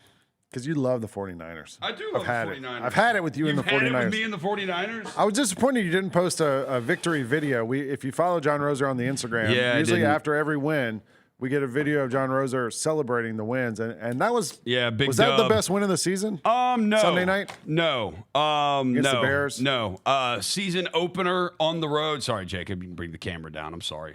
I choose to set down this time. No, the best wins were season opener at Seattle and then the Thursday night game against the Rams. Yeah. Those were our best wins. But that was a fun one. It was a fun one for sure. Okay, you guys have had everybody hurt. Everybody hurt, like REM. Scale of 1 to 10. How confident are you, 10 being the highest, in the 49ers' chance to win a title this year? Like a 5. I just don't think the defense is good. I don't think the defense is good enough. I think at some point that's going to bite you. Purdy pretty much has to play like perfect. Yeah. And that's tough because that man, he will. There ended up being a penalty on C.J. Gardner-Johnson on Sunday night, but that would have been his second interception. And that interception was bad. That was one of those like, oh, Brock, thought we were past that. I thought we were past you doing that. C.J. Gardner got called for a penalty? C.J. Gardner-Johnson got called for a penalty. Unbelievable. So, but look, there's none of these. I thought the Rams forever were the best team, but I don't trust them. I think the Eagles are sneaky because, dude, they look like crap, but they are uncomfortable. They are comfortable playing in crap. If that makes sense. No, they can play whatever style it takes. They can play whatever. Yeah. Like, it doesn't matter. They'll grind it out against you. They are comfortable Yeah. doing it. If they got to score, if they have to, I feel like if they have to score 28, they will score 28. It feels like I kind of thought this year the Chiefs were just trying to get through the year, just get to the playoffs, and then turn it on. Yeah. Play however you want to play. I think that's kind of what the Eagles are doing. Yes. And maybe they're doing it better than the Chiefs are because they're going to make the playoffs. So the Eagles, part of the thing they haven't looked, their defense is still awesome. It's been awesome. Vic Fangio is one of the best defensive coordinators in the league. But like, they don't run the ball as well as they did last year. Like, Saquon's numbers are down. Their offensive line hasn't been as good. Lane Johnson's been hurt. Yeah. They've had some injuries there. So they have not been able to run the ball as well as they were last year when Saquon was like, I mean, he was the offensive player of the year last year. He was amazing. He was incredible last year. So they haven't had that this year. And I think that's why it hasn't looked the same and why you've seen more of the stuff on Jalen Hurts a little bit. You think they're trying to like just rest him a little bit? I mean, maybe. I think also he also had so many freaking carries last year. But I think some of it's like the offensive line's not as good. And so, like, look, if I'm playing the Eagles, what am I doing? I'm trying to take away the run, and I'm going to make Jalen Hurts beat me. And if he beats me, he beats me. But, like, I'd prefer to take away Saquon. I mean, at some point, isn't it impressive? We're like, come on, dude. They are not that good. But at some point, if you've now won 2 games this year and not completed a pass in the second half of those games at all, and you've still won them, like, at some point, it's like, all right, well, maybe that is kind of impressive. Yeah. Because how many teams could do that? Who else do you have the confidence in to actually win the Super Bowl? The Rams. I have the Even though they just lost to the Falcons. I know. I'm still believing. Falcons. I'm still believing. Unbelievable. I'm still believing in the Rams. The Rams. I low-key kind of have some faith in the Texans. Yeah. Because Stroud has been in the playoffs, and I think Stroud has been a gamer in the playoffs, even though they haven't won. They lost to the Ravens one year, and then they lost to... The best record in the NFL is the Patriots. And then they lost to the Chiefs. The Patriots they've had the easiest schedule in the NFL. They've played the easiest schedule in the NFL. I love it. But I'm kind of with you. Like, dude, they might be really good because they should have beaten Buffalo both times. The second time they blew that big lead to them. But maybe, I don't know. Should have. Like, they had a bad second half and the Bills were awesome. I spent a large portion of my adult life hating the Patriots, and I don't want to like them. But we brought this up yesterday or Monday with Michael Eaves on the Gary Parrish Show. Dan Wetzel, friend of the Grind City Media, wrote a column over the weekend about what does it mean if the Patriots are likable? It's the first time in a long time that the Patriots are actually likable. You kind of want to root for them a little bit because they've been through a lot the last few years, and still similar to the Belichick era in the aspect they're hard nosed, they play tough. But and now they have an off field issue, and this is the last thing in the world Mike Vrabel wants to deal with. He is like, you have got to be freaking kidding me. I've got to answer questions about Vrabel's the kind of guy Diggs you like. Nobody hates Mike Vrabel. Nobody hates Mike Vrabel. Drake May is sort of whatever he is. Nobody knows him. Yeah, no, this is his first time through. It'll be impressive if he gets through it. I thought so Denver, if they win, they're going to be the 1 seed. If they win on Sunday against the Chargers, they're going to be the 1 seed. I'm just trusting you on that. I don't understand. No, they will. Denver just has to win. If they win, they're the 1 seed. If Denver loses and New England wins, New England's the 1 seed. If Denver and New England both lose and Jacksonville wins, Jacksonville gets the 1 seed. That would be crazy. But Denver controls it. If Denver wins, they're the 1 seed. It doesn't matter if the others 2 win or not. If Denver wins, they're the 1 seed. Like, I did this exercise with Brian Edwards yesterday. I was like, go look at the current AFC quarterback in the playoffs. It is Bo Nix. It is Justin Herbert. It is Trevor Lawrence. It is right now Aaron Rodgers because they have they're in the 4 spot. Or they're in the 4-5 spot over the Ravens. It is Drake May. It is Josh Allen and I'm missing one and CJ Stroud. Yeah. I mean, where'd you rank in Bo Nix in that? It's in the bottom. It's towards the bottom, and that's the 1 seed. That's probably going to be the 1 seed. So it's like, the AFC is wide open. If the Chargers had not been so injured at the tackle spot, I could see the Chargers. Bo Nix to me is. But Herbert's just running for his life every game. Yeah, Bo Nix is in the same tier as Drake May to me, in that Drake May coming out of North Carolina was regarded as like this incredible prospect, but like he was okay in college. He wasn't like a Heisman contender or anything like that. No, the team was not that great. Right. Yeah, he had moments, but the team. But there was a lot of was talk not. about him at UNC as like this underrated guy, and then he got to the NFL and he was okay. His last year was not as good as his first year. I never believed in Bo Nix or Drake May. Really, Bo Nix, and now both of them are making me believe in them. This season. there's been times like Bo Nix. Honestly, it's very Jalen Hurts-esque when I watch Bo Nix sometimes because I'm like, bro, you're not good. And then like they're down, and then they win 17 points in the fourth quarter, and then all of a sudden Bo Nix freaking turns into Joe Montana out there, and I'm like, oh my gosh, Bo Nix is awesome. Much like Jalen Hurts. I'm like, there are times Jalen Hurts, I'm like, what is going on here? And then there are times I'm like, dude, Jalen Hurts looks amazing. Yeah. So. Yeah, Drake May, the second year, it goes to show you. I think with those guys, like coaching matters so much. It does. It matters with these young quarterbacks. The coaching does. Tom Brady's been on this. Troy Aikman echoed it on Monday night and said basically like the biggest coaching problem we have in the NFL is how we coach young quarterbacks. Is how some teams. Coaches coach young quarterbacks. Yeah. Troy Aikman couldn't wait for the Falcons to lose that game Monday night. Oh, my gosh. Suck it, Aikman. Well, the whole pregame, they talked about the Rams. I saw some of it. I know. All they were talking about was the Rams. I loved it. It was great. Let's talk college football for a minute before we take another break. I'm going tomorrow to the Sugar Bowl. Of these 4 college football playoff games, tonight you got Ohio State and tonight's Indiana, Alabama, correct? Tonight is Ohio State, Miami. Ohio State, Miami tonight. Tomorrow is Indiana, Alabama. Tomorrow is Texas Tech, Oregon, and Georgia. Ole Miss. Yeah. Of those 4 games, which one are you most interested in watching? No, Alabama. Indiana. I think so too. Alabama, Indiana. I don't really know which way that thing's It's the gonna Rose go. Bowl. There might be rain. I go both ways on this. Like Kalen DeBoer, the numbers are the numbers against top 10 teams. He's 7-1 at Washington and Alabama against top 10 teams. His record against the top 25. I had this yesterday. Kalen DeBoer was the one when they just lost to Georgia in the SEC championship. Yeah. Well, no, there's one thing that says he's 4-1 against them. I don't know. There's something, and then his record against top 25 teams is also really good too. And he's had the time to prepare for Indiana. And Indiana's had this long layoff. They've got injuries on defense. But I will say there are throws in that Oklahoma game that Mateer missed that Mendoza will not miss. Like Mendoza will complete those passes. I don't know what to believe about Indiana. Well, I think the same thing can be said for Alabama too. You know what to think about Alabama. I feel like I know a little. Like you feel like they're tested more. Like they played their schedule. They have the hardest strength of schedule of any team. But also with in Alabama, in the college football playoff, the ceiling's a little lower, right? Because they can't run the ball. They've lost 3 games this year. They can't run the they're ball. Not infallible. Yeah. Indiana has looked awesome. Indiana has looked awesome. And last year they looked awesome. Can Indiana get pressure on Ty? Because Georgia did that. Georgia got after him, and if you get after Ty, the first time Georgia played Alabama, Ty Simpson, they couldn't run the ball either.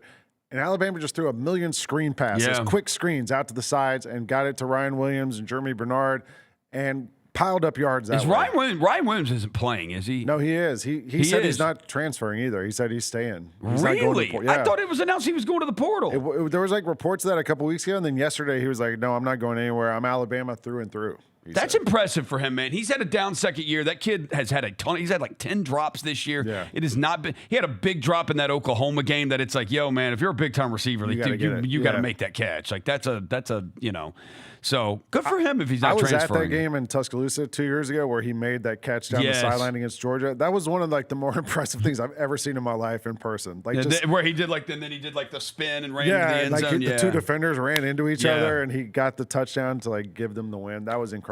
I think that Alabama-Indiana game. I'm also like this Ohio State-Miami game tonight. I like this game too. I don't know. Was it you? Were you and I talking about? I was talking about it. I don't know if it was with. Maybe it would have been with Bennett. Here's one thing. Like, what is Indiana really like? Indiana's got a pretty strong defensive line. Yeah. And they got after Sayin a couple times. Like Julian Sayin has not put pressure on him, and let's see what he can do. Miami's defensive line and Ruben Bain. Yeah. Miami's defensive line is nasty. And if they get after Julian saying, like, put pressure on him and see what he can do, he's never played in this kind of environment. He's never played in this kind of pressurized situation. The only time we saw the Big Ten championship game, and Ohio State couldn't score. So yeah, I think Miami, just don't let Carson Beck screw it up. That's a problem. Like, that's and they didn't do it against Texas A&M because the wind was so bad. They were not going to let Carson Beck screw the game up. But I mean, he almost still did because they couldn't score. Yes. And as a Georgia fan, I've seen the highs and the lows of Carson Beck. Like, there's times where he's awesome. You remember he was going to be the first pick in the draft 2 years ago, and then he got into the season and proved why he shouldn't be the first pick in the draft. I just don't know which Carson Beck you're going to get. Because you're not going to – look, you were able to beat Texas A&M in that win without Carson Beck having to do anything. You're probably not going to be able to beat Ohio State without him doing nothing. Also, he's going to have to make some kind of play. Two things there. Number one, Miami, I think they realized against Texas A&M, we got to run the ball. That's how they got down the field at the end of the game. At that final drive, they had those two long runs. They finally started feeding it to that running back and got some big runs. And I wonder if that's how they're going to attack Ohio State. We're just going to set up the run, use the run to set up the pass. Yeah. That being said, I think other than Georgia, Ohio State has the best defense in the playoffs remaining. I think Ohio State's defense is incredible. Yeah, I think they probably have the best player in the Downs. Caleb Downs is unbelievable to me. Dude, they've got they're. I saw this NFL draft preview for this year because the Falcons have the 10th pick, but they don't own their first round pick this year. It goes to the Rams of all teams. I saw the list of the mock draft. They had Caleb Downs going 10th. Really? Yeah, and I was like, maybe it's just because he's a safety. I don't know, but I feel like safeties ever go high in the NFL draft. Who cares? He's one of those guys you put on the field and just go make plays, and he'll do that. Well, it's the same way they say don't take running backs high in the NFL draft. Genty went high last year. I actually don't think Genty's bad. I think the Raiders just suck. But Jeremiah Love, dude, that guy is going to be awesome. Yeah, he's going to be an awesome NFL running back. I think Caleb Downs will be awesome. Yeah. But I think he's the best player. The best defensive player in the college football playoffs. So I kind of lean Ohio State just based on their defense. I think they've got the defense. Which team out of those 8 teams that are remaining, I'm biased. Yeah. Which team do you feel like has the best shot at winning the national title? I think Indiana. I do. Based on body of work this year.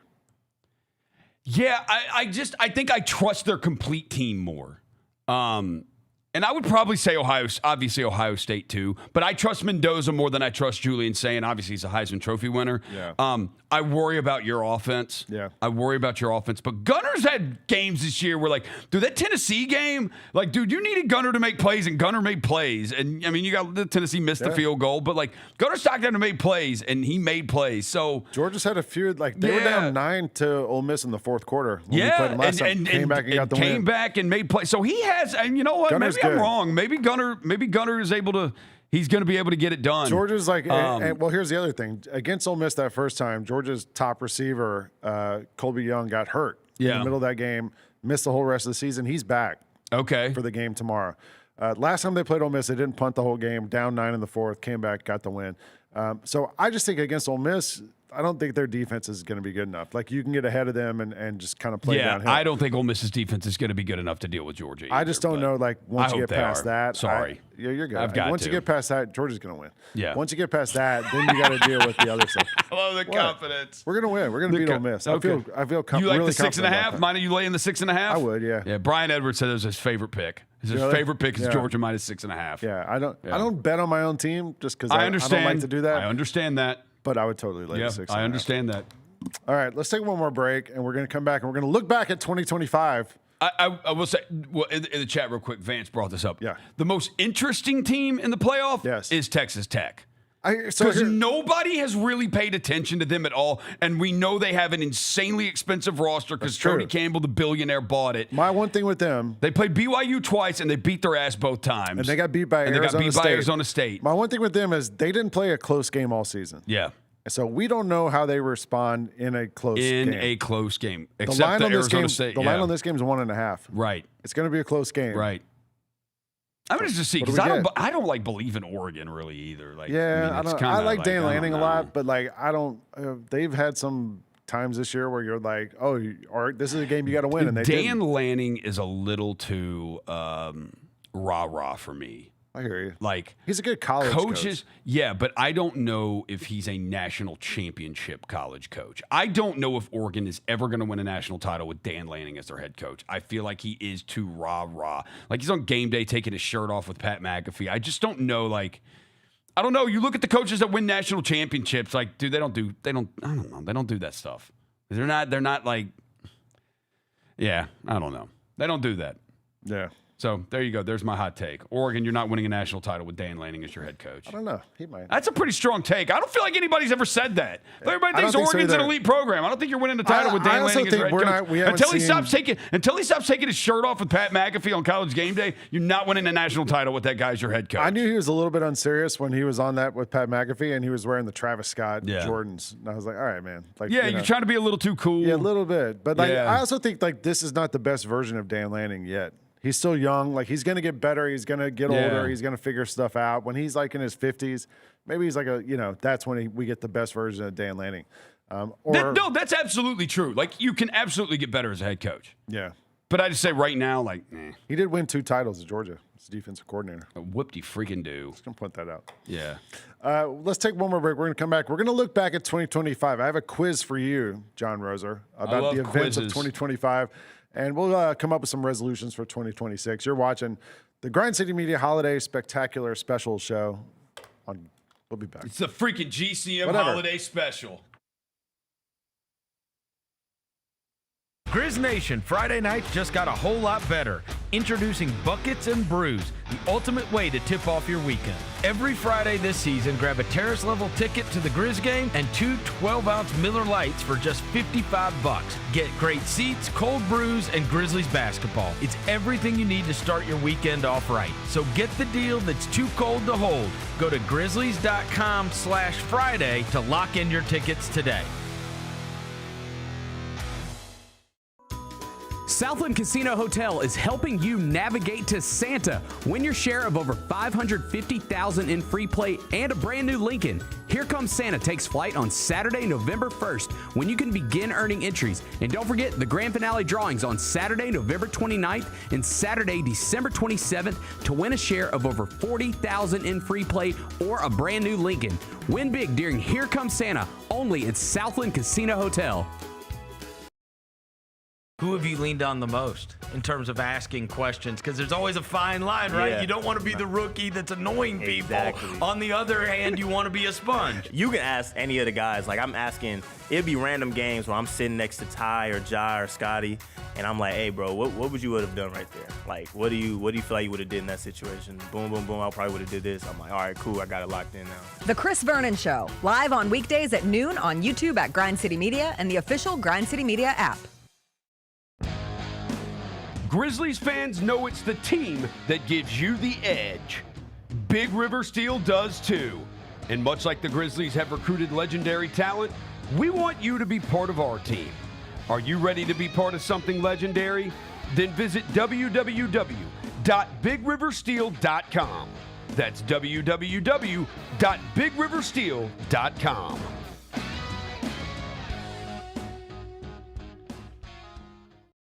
Own the 2025-26 Grizzlies season with the 10-game Flex Pack, the ultimate way to catch all the action on your terms. Choose your favorite matchups from intense rivalries to weekend thrillers and customize your pack to fit your schedule. With 10 games to pick, you'll never miss the moments that matter most. Visit grizzlies.com/packs today to build your perfect ticket pack and cheer on the Grizzlies your way. It's your team, your season, and your schedule.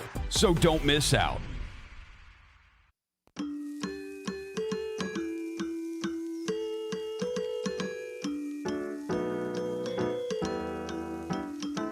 I don't like. Hang on. Hold on. Which one of these do you like better? The second one's a little smoother. But that first Although one's. the first one's about Christmas. This one's about Christmas, and we're too. past that. Yeah. Joy to the world. I think you got to go back to the New Year one. It's our last intro of the old year. All right, here we go. Go back to the first one. So ready for the new year, I'm over this Sounds a little Taylor Swifty. Emo Taylor Swift. Reputation. Paramore, maybe? Yeah, Like, Paramore, Reputation, Or Taylor Haley Swift. Williams. Yeah. Welcome back to the Grind City Media Holiday Special. It's John See, there Rosa. you go. There you go. I'm leaning with it. I still think it's a spectacular. That's cool. We can go either one. Yeah. We're going to finish out 2025 by looking back at 2025.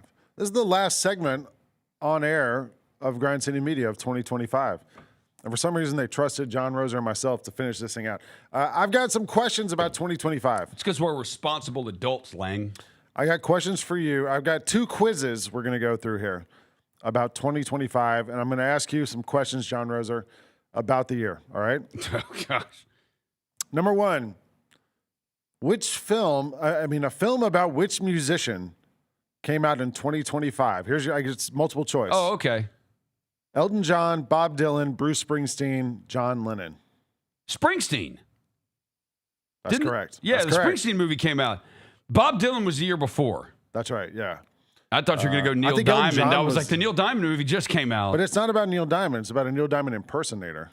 Oh, it is? Yeah. Song Bennett Blue? saw it. Bennett said it was awesome. Said it's great. Yeah. Dude, Craig Brewer is amazing, a great especially Memphian. music stuff. Man, you put music scenes in Bennett movies, said he he's thought so it was good at Craig them. Brewer's best movie.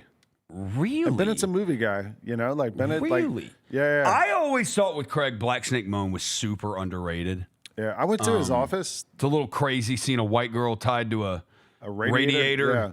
by an old black guy. It's Craig's, a little, you know. Craig's office is awesome because he has like the big frame posters of all his movies, and they look just so cool, like around Yeah. the walls.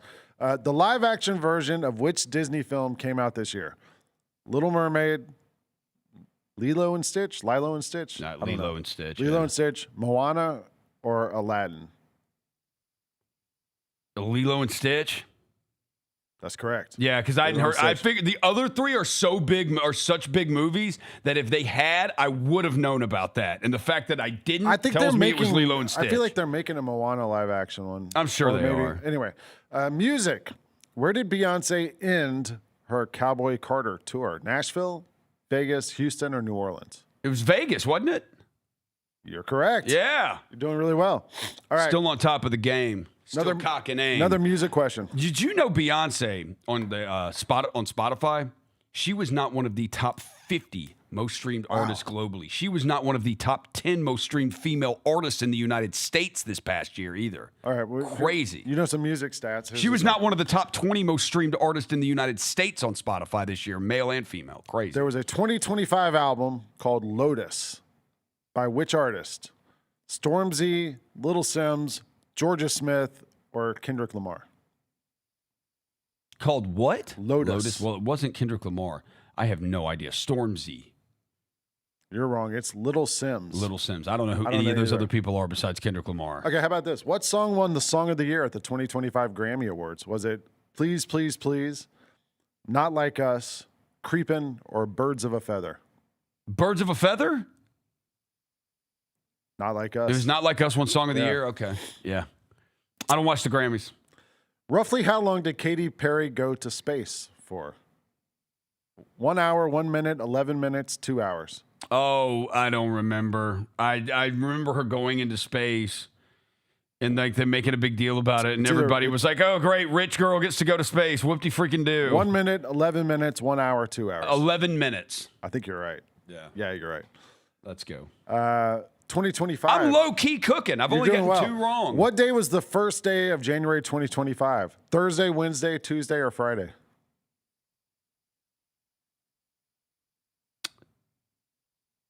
Tuesday?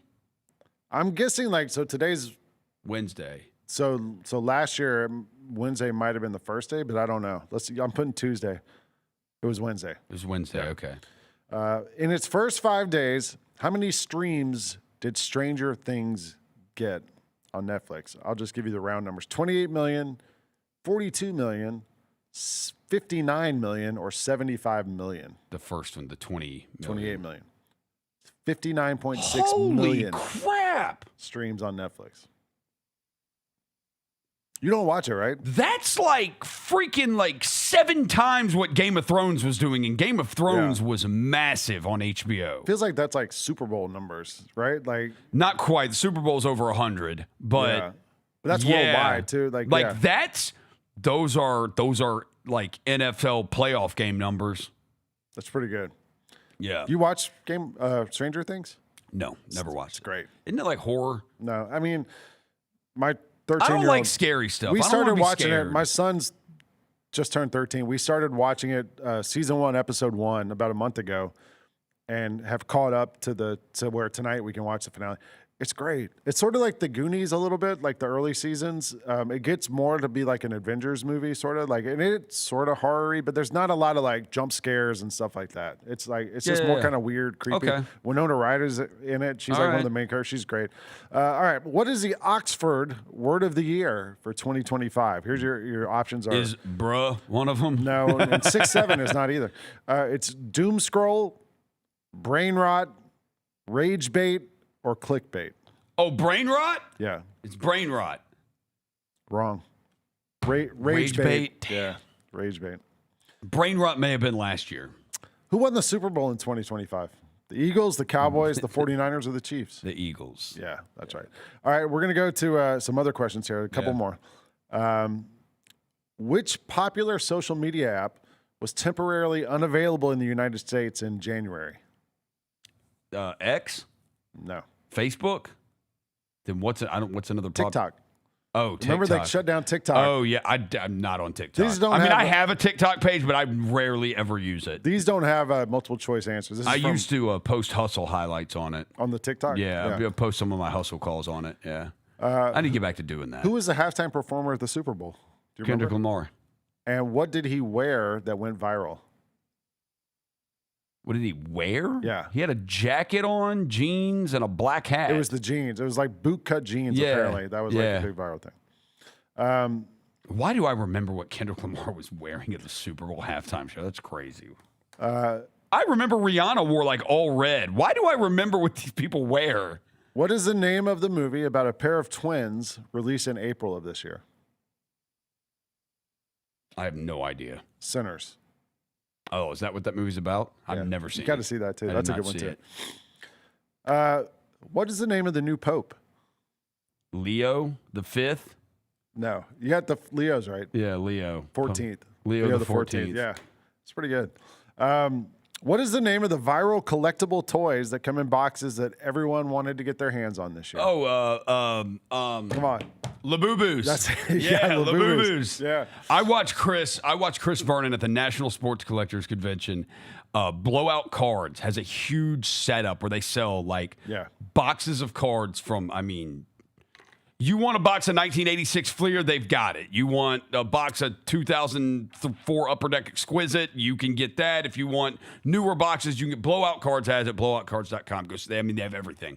But they had cases of Labubu's. And I watched Chris buy a case of them. I actually had to buy one for someone this year.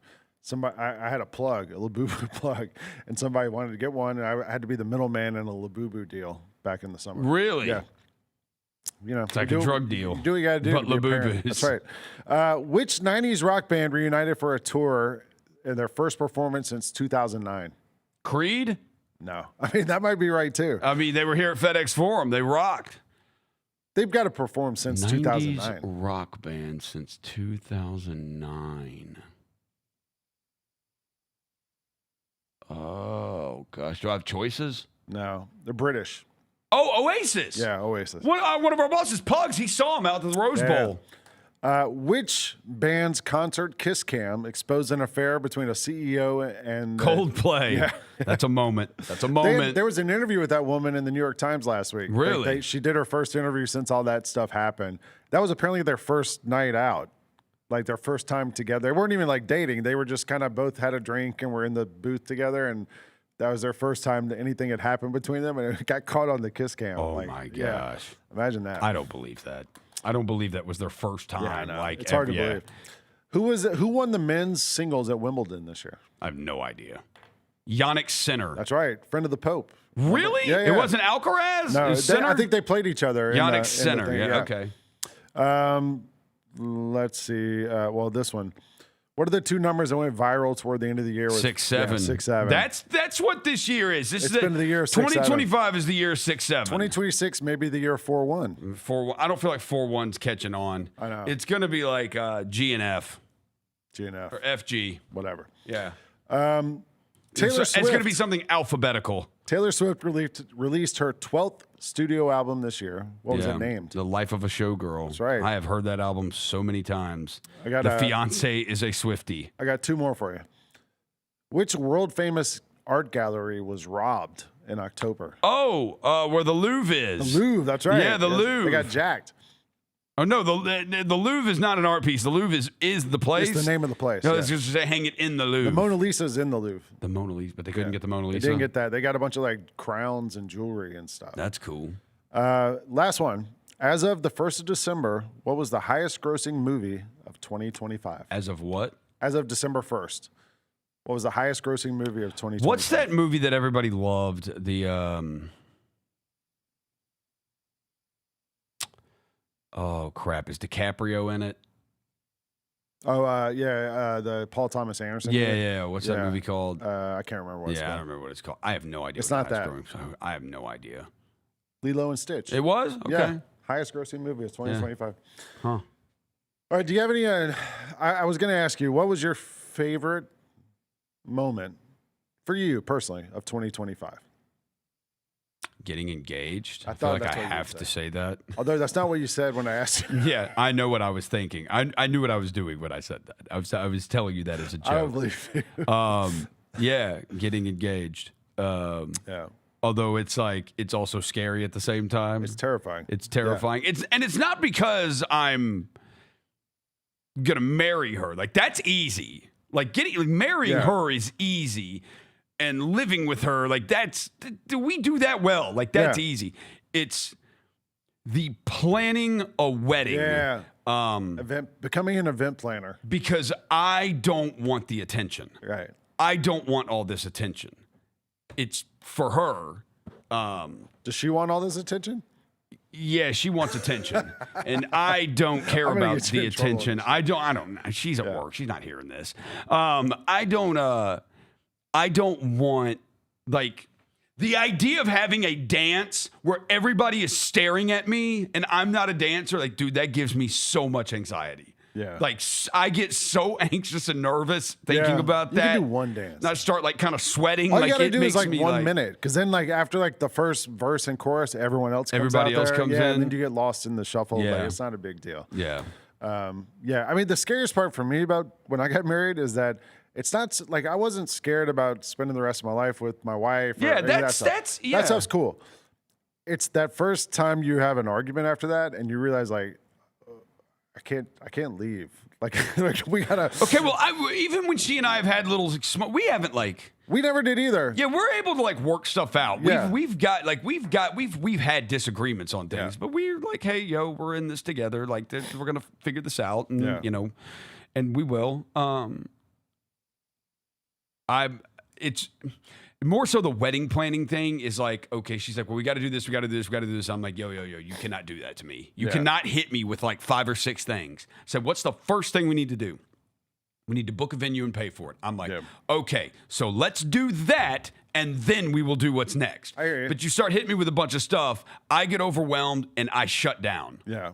And and then I self-sabotage. I spent a week in the hospital back in March, and since then I've lost like 50 pounds. Yeah. And I didn't Look great, dude. Thank you. But I didn't take the shot. I didn't take any of the stuff. Like, I've just done it. You gotta be proud of that. Working my butt off for the last 9 months. And so that's probably like for me the best thing of 2025. That's my 2026 goal outside of obviously getting married. I want to lose 30 pounds. Just take some Ozempic. It'd be a lot. I don't I want wish to do I that. I wish I had done that. I'm the same way. I don't want to do that. I wish I had. Like, it would now have just it's been a lot good easier. it's good for like I've got a couple one of my I know friends people who's who have like done that. and he does it and he's actually just started it, but like I think it's something he needs to do. Like, if you're like really, really overweight, you probably should. If you've thought about it, you probably should, because it has absolutely helped people cure diabetes. Like not have to take medication. No, it absolutely has. I just tell anybody, man, something to do. We lose this is crazy. Now we're getting. This is my PT tells me.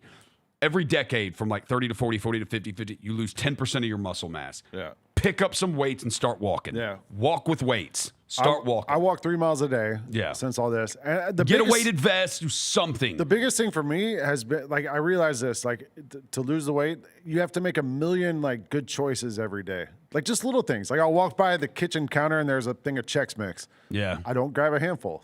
Yeah. Last night I got a Chick-fil-A sandwich. I ate about half of it. Yeah. Leave the other half behind. I just got up and threw it away so I wouldn't sit there and eat it. It's just that kind of stuff and being able to do that throughout the day. Somebody asked in the chat what we're doing for New Year's. I'm cooking, since I'm going to be on the road tomorrow, I'm going to make the New Year's meal tonight. And I don't know, at least in the South, you got to have the black-eyed peas, greens, cornbread, and pork. You know why people eat pork on New Year? I learned this last year. No. Because the pig apparently only eats going forward. And so it represents moving forward. Oh, okay. And that's why you eat the pork. I guess chickens and cows eat backward. I don't know what that. Yeah, I don't know. So I'm going to work on that for today. We're going to have that tonight. Watch some Stranger Things. Watch some college football playoff. Yeah. And I'll leave the New Year's resolutions for next year. What are you up to? Yeah, I am. We are going to Folks Folly, a Memphis institution. We got a gift certificate there for Christmas because we do the Humphreys Prime Cut Shop because they put their ground beef on sale. And so whenever they put their ground beef on sale, we go and buy a bunch of it because it's great quality. Yeah, because they'll put it on sale for $5 a pound or whatever every now and every couple of weeks. And so we do that. So we got a gift certificate there. And I was like, we could have on a special night or whatever, we could just get dinner reservations at Folks Folly and use this for that. Yeah. And it's like, it's not a bad idea. And I was like, well, why not? Let's start New Year's Eve then. Yeah. They didn't have anything available except for 9 o'clock. And they said, but we can put you on our list. And if anything comes available, we'll let you. And 6 o'clock became available. They called us and we were like, yes, we'll take it. So tonight at 6, we're going to Folks Folly. That's awesome. I hope you guys have an awesome New Year. And hope all you guys have an awesome New Year. Yeah. Happy New Year. Yeah, let's get out of here. Let's get out of here. Happy New Year, everybody. Appreciate all you guys rocking with Grind City Media all year long and all the stuff we do. And, we joked about it earlier, but, this is our job, but it's kind of an awesome job. Yeah, it is. We just get to talk about sports. It's the best. And we appreciate all you guys for being part of that and helping us to make all this content and interacting with us and all that stuff. So, for all of us here at Grind City Media, have a happy New Year. We'll see you in 2026. We out. Happy New Year to ya.